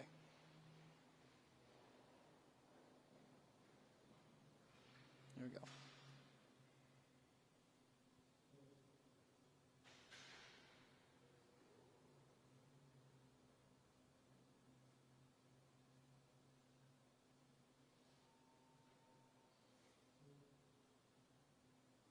Yeah, that's right, Lydia Hunter. We have the state's very first witness. It's a former Meta employee, Arturo Behar. Now, Behar testified that while he spent years at Meta, he was considered a child safety expert, and multiple times he was called upon to study the effects of social media on both children and teens. Now, Behar took the stand just after 3 o'clock this afternoon, and this state took no time in getting down to brass tacks. Behar testified that in his time at Meta, he brought to executives the dangers he was noticing about Instagram and its detrimental effects on children. He's a witness that paints the state's case clear as day. The lawsuit alleges Meta knowingly and purposely created features on Instagram to keep kids hooked on the app without warning the public of the dangers these features could have. Now, Meta says it has long disclosed the dangers of social media, repeatedly referencing the published Parents Guide for apps like Facebook that talk about the possibility of negative effects of social media on teens. Behar claims that in his time there, his calls for change went unanswered.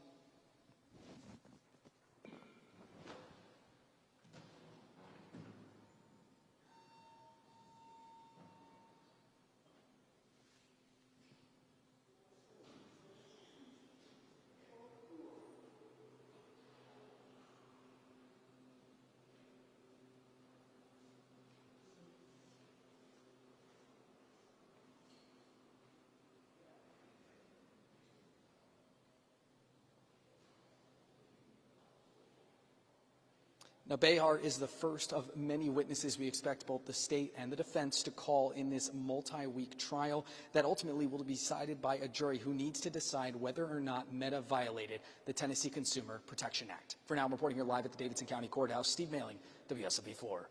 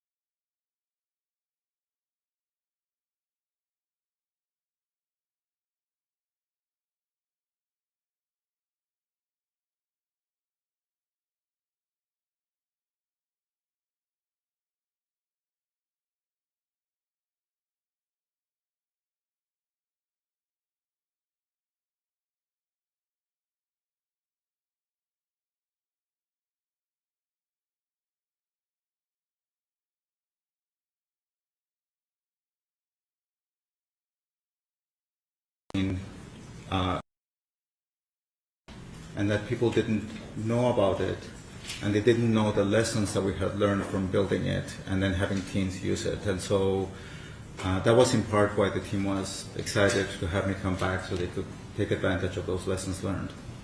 Did you learn anything from the well-being team about whether or not leadership was willing to make changes that might protect children? I learned about that as soon as I started working there, and I started talking to people about things. Okay, we'll get to that. If you would turn to PX00895.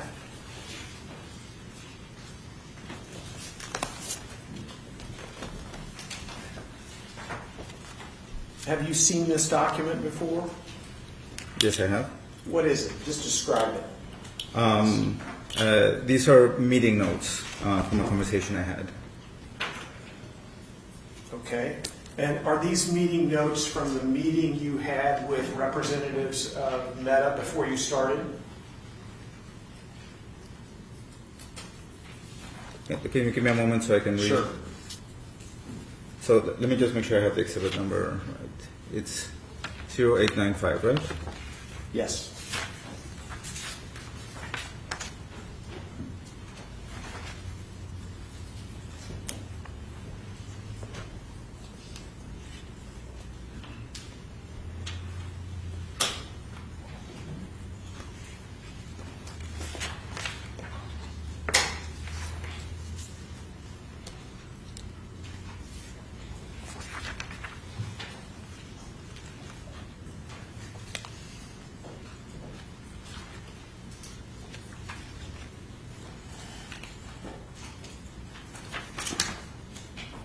Sorry, can you repeat the question? Yeah,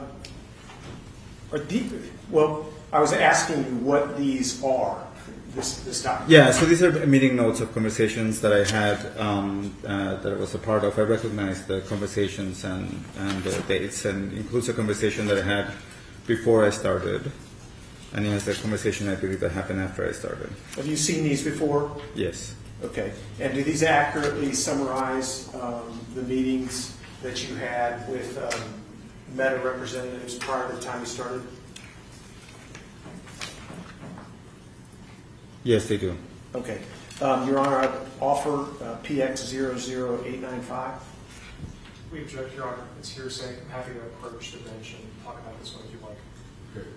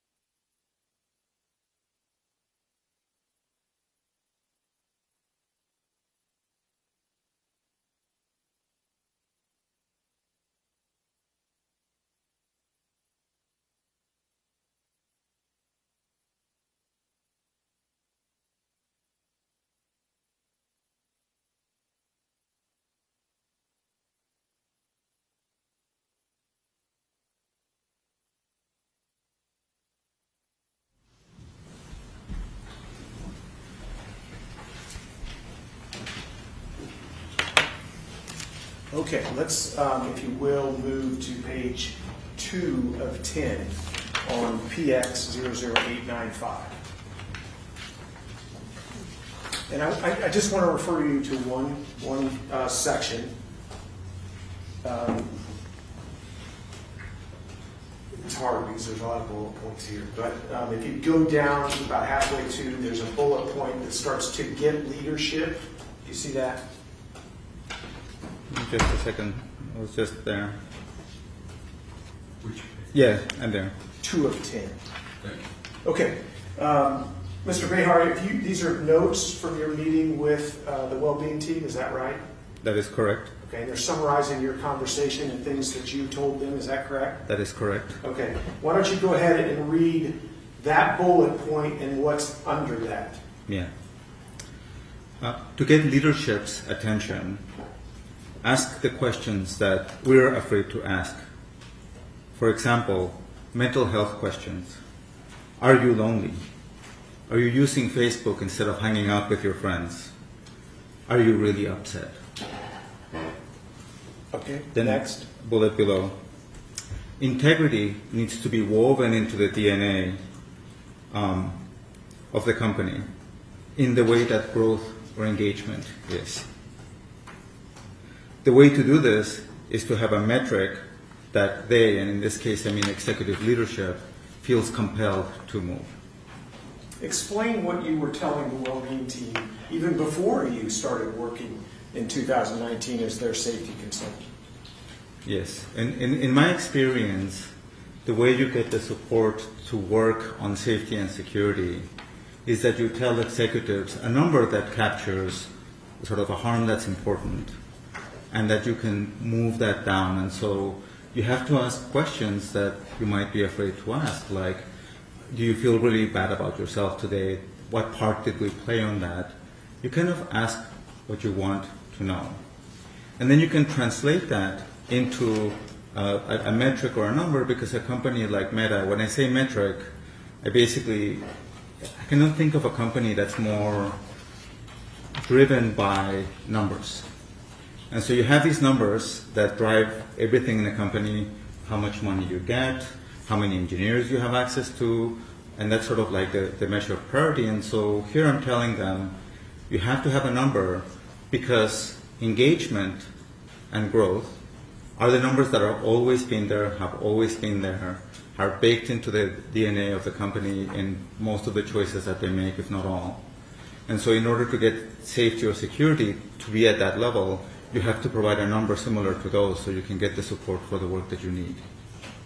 Okay, Your Honor, plaintiff offers PX 00895 for the limited purpose that we discussed, the non-hearsay purpose. Your Honor, I maintain the objection based on the testimony that was given, but if Your Honor is inclined to overrule that, we would respectfully request the curative instruction that we discussed. This document is admitted on a very limited basis to show notice and what was communicated in these meetings. It is not for the truth of it's not admitted. This document is not admitted for the truth of the matter.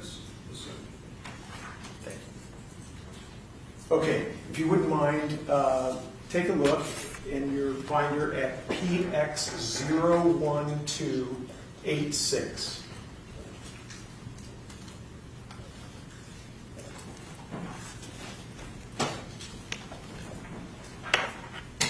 So I have to change to my reading glasses. Yes? What is this document? It is a document that was written to take me from a contractor, like a part-time employee, into like an employee of, it's called a conversion document. That is a proposal to turn me into a company employee that was at the end of my time at Instagram. Okay, and were you involved in reviewing this at the time? Yes, I was involved in reviewing it. Okay, and this comes from the files of Meta, is that correct? Yes, that's correct. This is a document that is it a summary of what your roles and responsibilities were to be as a safety consultant for Meta? Yes. Okay, Your Honor, plaintiff offers PX 01286. Your Honor, I'm going to try to speed this up so we don't have to keep dragging this side if you don't want to. Same objection. This is clearly hearsay, same kind of running notes, and I'm going to try to be brief here. We have a much more serious concern about this one being offered for the truth of the matter, because this is about to get into Rule 608 territory. And if you want me to collaborate on that, I'm happy to, but I think it's pretty clear where this is going. So, strong objection on this is hearsay. Do you want me to respond, or should we talk about it? We probably need to talk about it. Okay.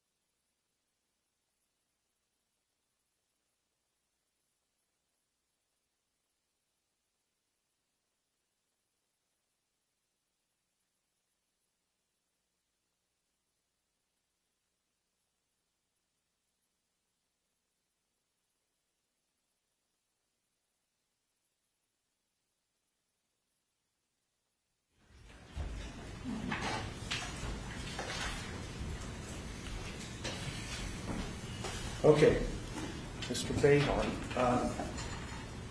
Your Honor, plaintiff offers PX 01286 for the limited purpose that we talked about. All right, so the description of the responsibilities Yes.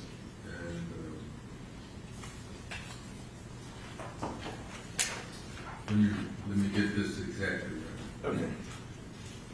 This document is being admitted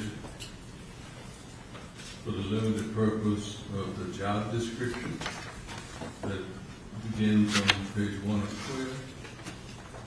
12, and the responsibilities which are on page 2 of 12. The rest will not be admitted. Thank you. Thank you. Okay, so let's look at the first page. The title of this document is Arturo Conversion. Is that correct? That's correct. Your Honor, may we publish that portion? That portion, yes. Okay, so let's go to, I'll show John.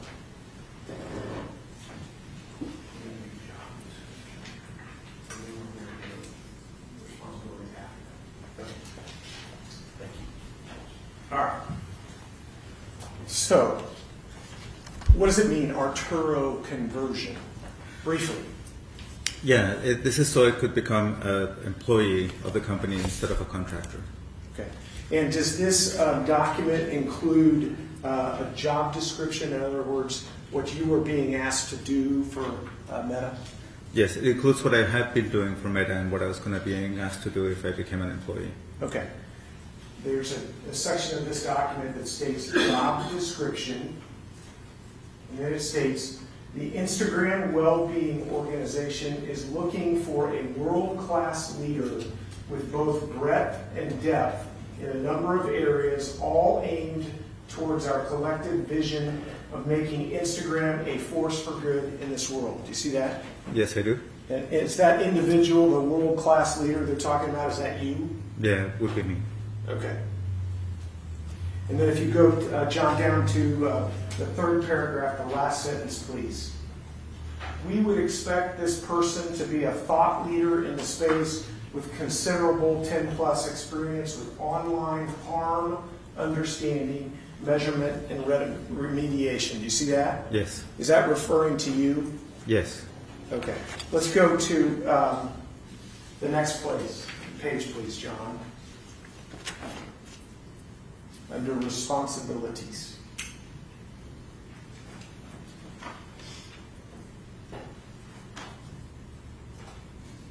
Okay, it states, the first bullet states, work with the well-being research team to lead Instagram's efforts to understand bad experiences on our platform. What our users experience? How do they perceive it? Help design surveys, interviews, and other research methods, participating directly as needed. Do you see that? Yes, I do. So when you were working at Meta from 2019 through 2021 as an online safety expert, was that one of your responsibilities? Yes, it was. Including actually putting together surveys, is that right? Yeah, in the way that it's described here, sometimes directly, sometimes indirectly. Okay. And I want to focus on one other, the last one bullet. It states, represent Instagram's work in this area to our management chains. For example, the Instagram leads, central integrity, central customer support, and related groups up to and including Facebook executive team members. Was that one of your responsibilities? Yes, it was. So what does that mean? It means that part of my job was to take the findings as well as the request for more resources and support and being able to take them to the different parts of the company that could support that work, all the way up to Mark Zuckerberg and Sheryl Sandberg and Chris Cox, the executive leadership of the company. And based on your review of this document, does it accurately represent your roles and responsibilities as a consultant at Instagram from 2019 to 21? Yes, it does.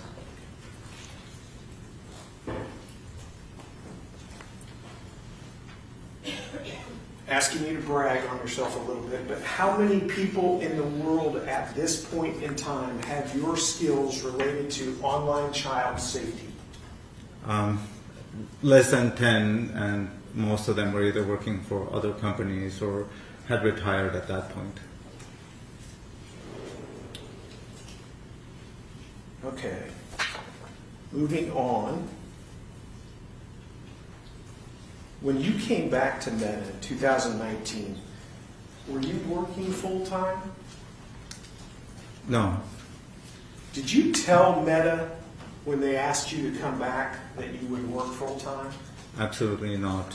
What did you tell them? I told them that I would work relative to my responsibilities as a parent, and also that I wanted to be able to work with other companies and other people. That was part of my agreement with them when I first came back. And so how many hours, for instance, did you tell them that you would work? Yeah, so the initial agreement was to do 3 hours a week as needed, sometimes more, sometimes less, and that's how it began. During the time I spent there, that went up, and some weeks I would be spending many days, and some weeks I would not be spending time. And so I think by the end of the time I was there, it averaged out around 1 day a week. But the most important part is being there as needed, when needed, which was the way we managed it. Okay. And based on your experience there, were there any positives to that? The fact that you were a part-time employee? Yeah, I think that the benefit of having an independent person such as myself is that you can see things that other people can't see. I mean, I could move around the company. I had worked with people that were all over the company, and I could go talk to them and have good conversations. And then the other benefit is that I could say things that the people in the team cannot say, right? And so as an independent contractor, I could see things and say things that other people couldn't. Okay, so let's go back to the roadmap, if we can. That's a little background on you. And I would like to now move to the second stop on our road, which is what went wrong at Meta, okay? All right, so when you came back, you returned to Meta in 2019. Tell us how or whether the competitive landscape in social media had changed from when you left in 2015. Yeah, the competitive landscape had changed fundamentally as Snapchat and TikTok had entered the chat, as my daughter would say. Okay. And how did that manifest itself inside the company? In other words, how did that affect the well-being team that you were working with, things like that?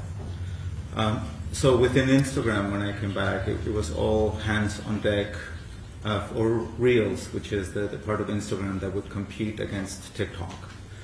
And so they grabbed engineers from different parts of the company to work on that, and that was a top priority. It was what Adam would talk about when we had meetings that the people who worked there could attend, and it was in the prioritization of resources that the company had at that time. Based on your work there, at that period of time in 2019, were there concerns about losing share to competitors? Absolutely. I think that in all of my time at the company, the first time I was there and the second time I was there, the company responded with all of its resources as best it could whenever a competitive threat came up. I was, in the first time I was there, I was one of the people that Mark Zuckerberg would ask to help when a competitive threat came up. When Google Plus, I don't know if anybody remembers that, came up, I was part of the team that went to work on that. Okay. Had the Instagram app changed? You left in 2015. Had it changed considerably when you returned? Yeah, absolutely. So when I was, before I left, it was primarily people that you followed delivered to you chronologically, and that was what made the app what it was. When I came back, instead there was a lot of sort of recommendations, algorithmic feeds. There were a number of changes that fundamentally changed the nature of the app and the risks that come along with it. When you left Instagram and Facebook in 2015, were you concerned that Instagram, for example, was addictive? No, I was not. Why not? Because when the feed is primarily of people that you follow, and it's delivered chronologically, you have a natural stopping point where you're all caught up and you've seen what you're supposed to see. That changes when you have something, for example, called infinite scroll, where you just never run out of things to look at. When you returned in 2019, did you develop concerns that Instagram might be addictive to children? Yes, I was interested in that, and so I spoke to the person who was, I believe, the head of well-being research for all of Meta. It was somebody that I had worked with closely the first time I was there. Who was that? Her name is Jennifer Guadagnino. And what were you told about that? So I asked about addiction or compulsive use, and she said that when the company kind of started looking at it, that they decided that you couldn't use the word addiction, that instead you had to call it something called problematic use. And I mean that with a capital P, where it was a very high number of hours that had to go with that, and a set of criteria that had to be met, which I think understated the problem. That if you had to research, you had to get approval from the head of research, and that impression I got from talking to her is that addiction was kind of a radioactive term, that you couldn't really investigate or work on it without getting a lot of attention on it, that would be against trying to understand what was happening. When you went back in 2019, was there a period of time when you had to visit with the well-being team as their consultant and look at their internal research, that sort of thing? Yes. Did you do that? Yes. And I have a housekeeping question. Sure. I'll let go. We're going to go to Well, actually, this is not a bad time to break if you want to, Your Honor, because this section is pretty long. Object, another hour of this. I have no objection to breaking. All right. Ladies and gentlemen of the jury, I'm going to release you for today.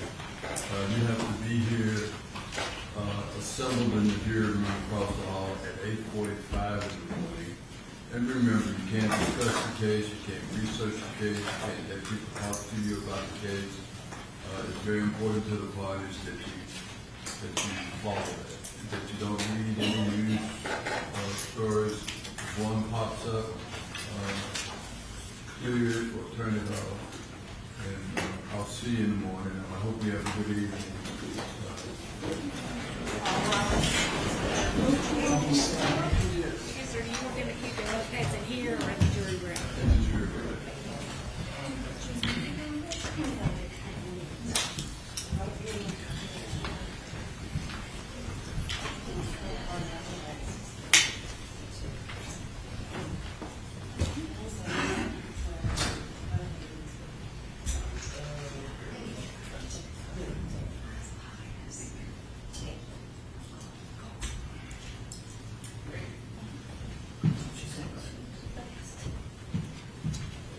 Take those to the jury room. Take them to the jury room. Yes, sir.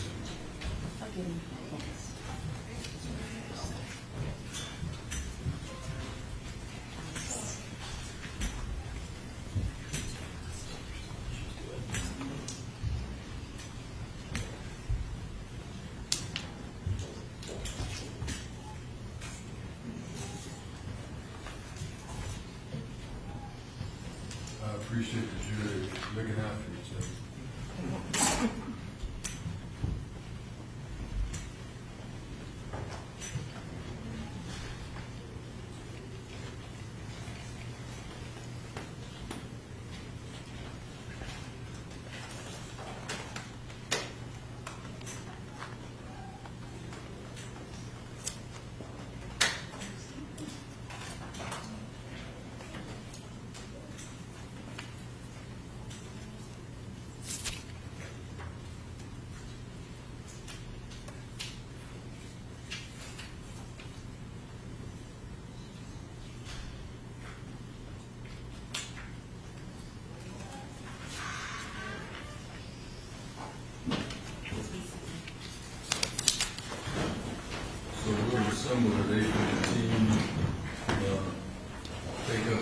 matters we wouldn't need to take up before the jury gets here, but,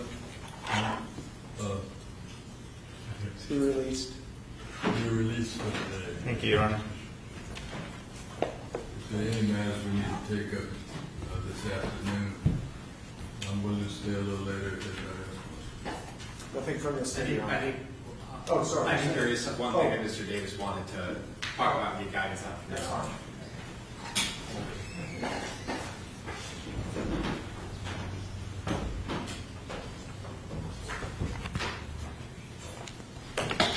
Good afternoon, Your Honor. Adam Davis for the state. I won't take too long anymore. I'm tired or hungry. But we want to get some guidance on the issue of whether we can talk to Mr. Bahar tonight. And I took a comment by Mr. Parkinson earlier as suggesting that we couldn't. We've looked into this and we found nothing in Tennessee law that requires an expert witness to be sequestered from attorneys in the evening when the expert testifies over multiple days.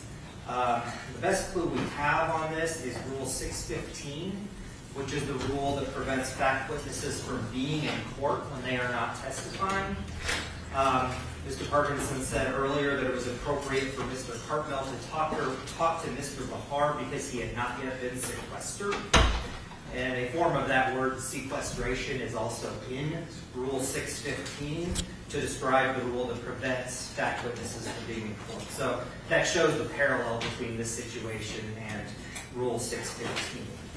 In a case called State v. Bain, which is 57 Southwest 3rd 411, at pages 423 to 24 in 2001, the Tennessee Supreme Court held that Rule 615 did not apply to expert witnesses, that they were allowed to be in the courtroom, that it was important to see what others' testimony was, and in fact that it was reversible error that an expert had been excluded from the courtroom when not testifying. So we know that that rule of sequestration does not apply to expert witnesses, so in our view the same logic should apply to this question about whether an expert should be sequestered from the attorneys in the evening. Now, I do understand that Mr. Bahar is both a fact witness and an expert witness. So we would acknowledge that we would only be able to meet with him about expert testimony and not about fact testimony if Your Honor were to allow. And of course, if Your Honor were to rule in our favor on this, then it would apply to all of our other experts and to Meta's experts when it's their turn to testify. I acknowledge there's no direct Tennessee authority on this issue. The best we have is Rule 615, unless Meta has found something that we haven't. But there is an American jurisprudence treatise that has a section that touches on this issue, and the summary of that is the fact that a witness's testimony has been subjected to the influence of others as a matter for the jury to consider in weighing the witness's testimony. That's 179, Amateur Trials 169. So if the court were to apply that rule, then we could speak with Mr. Bahar in the evening about his expert testimony, but they could cross-examine with him about whether he had those conversations.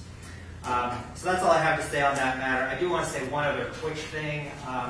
Meta filed a brief late last night on this issue of whether Mr. Bahar could talk about statements being misleading. We were able to get a response in the lunch hour. It was about 4 pages. I assume Your Honor didn't have the chance to read it before we came in and argued it. And Ms. Cable did a fine job of arguing it. But I know Your Honor is very busy, but I guess I would humbly request that you take a look at our response. I think the case law is clearly on our side on this issue. And so I just appreciate it if you take a look at it and just see if it changes your mind. So that's all I want to say on that. Yeah, I'll rule on it without reading the brief. I'll read the brief. We'll take it up again at 8:15, but let's not spend a lot of time. That sounds great, Your Honor. Thank you. Your Honor, Alex Parkinson, may I proceed? Yes. I guess 3 points. One, the last issue on re-argument. I would just request that they be held in standard for reconsiderations if that's been requested here. And I think we should move forward with the specialist instructions they've given Mr. Bahar and Mr. Cartmel for the exam. The second point I want to make is I actually think this is a pretty good illustration of where we can't always give the other side notice that an argument's going to be had. And I know that we were kind of bopped on the nose for that. We didn't have any heads up this was going to happen. But this is a good example of why that's okay, because obviously the state has to know before they go talk to Mr. Bahar whether they're allowed to talk to Mr. Bahar. And so we welcome this. And I think having some flexibility in the heat of the trial where there's a lot happening when they're able to bring things to your honor is appropriate. So no problem with that procedurally. Last point, most important on the substance. We absolutely think that Mr. Bahar should be sequestered and he should not be able to talk to the state overnight. And the reason for that is that he is a fact witness. That is undeniably true. He is a fact witness. Now, he has been proffered as an expert, but there would be no context if this were an ordinary fact witness that that person would be sequestered. I think that's what I heard Mr. Davies indicate. Maybe if he were a pure expert, it would be a closer call, and we would have to consult with Mr. Cooper on his encyclopedic knowledge of Tennessee law, which I haven't had a chance to do yet. But this is not a close call. We have a fact witness. We have an individual who has appeared repeatedly in other litigation as a fact witness. We have an individual who's appeared in this case as a fact witness. And that taints his expertise. And the idea that the state would only talk to him about the subject of his expertise and not his fact testimony is belied by the expert disclosure that the state provided for Mr. Bahar. It's the 8-page document. I have a copy in that blue binder there if you'd like for me to approach with it and hand it to you. I only have one copy, so I can't give a copy to the state of their own disclosure. But they say he is an expert on everything in this case, including from his time as a fact witness. So the state made a strategic decision. They had proffered a fact witness on day one, knowing that there would be spillover time. They made that decision. They haven't actually sought admission of any expert before the jury. None that Your Honor has ruled on, other than denying the McDaniel motion, which does not amount to admission of an expert. And so right now, Mr. Bahar sits on the stand as a fact witness. As a fact witness, he absolutely should be sequestered. I don't think it's a close call.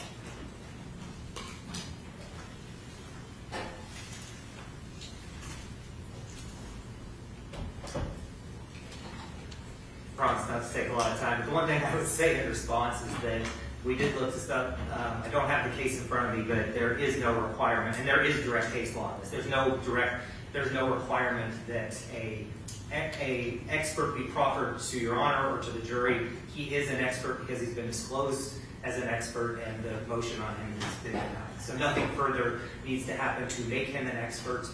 This is all on the honor system, and we would take whatever guidance Your Honor would give us, and in terms of what we could and could not talk to him about, if Your Honor is amenable to us speaking with him on expert testimony only.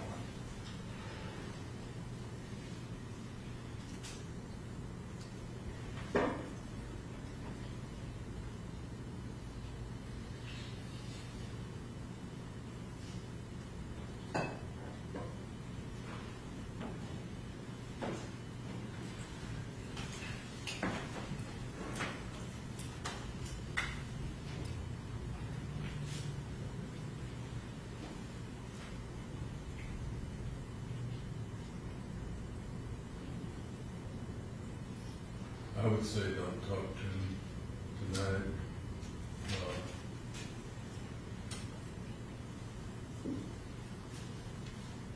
We put this on the 8:15 list. You want to talk to him during the lunch tomorrow? I might reconsider if I can be confident about the expert part as to, but out of abundance of caution, since this has just come up, I kind of was assuming he'd be sequestered. Let's not do that. All right, thank you, Your Honor.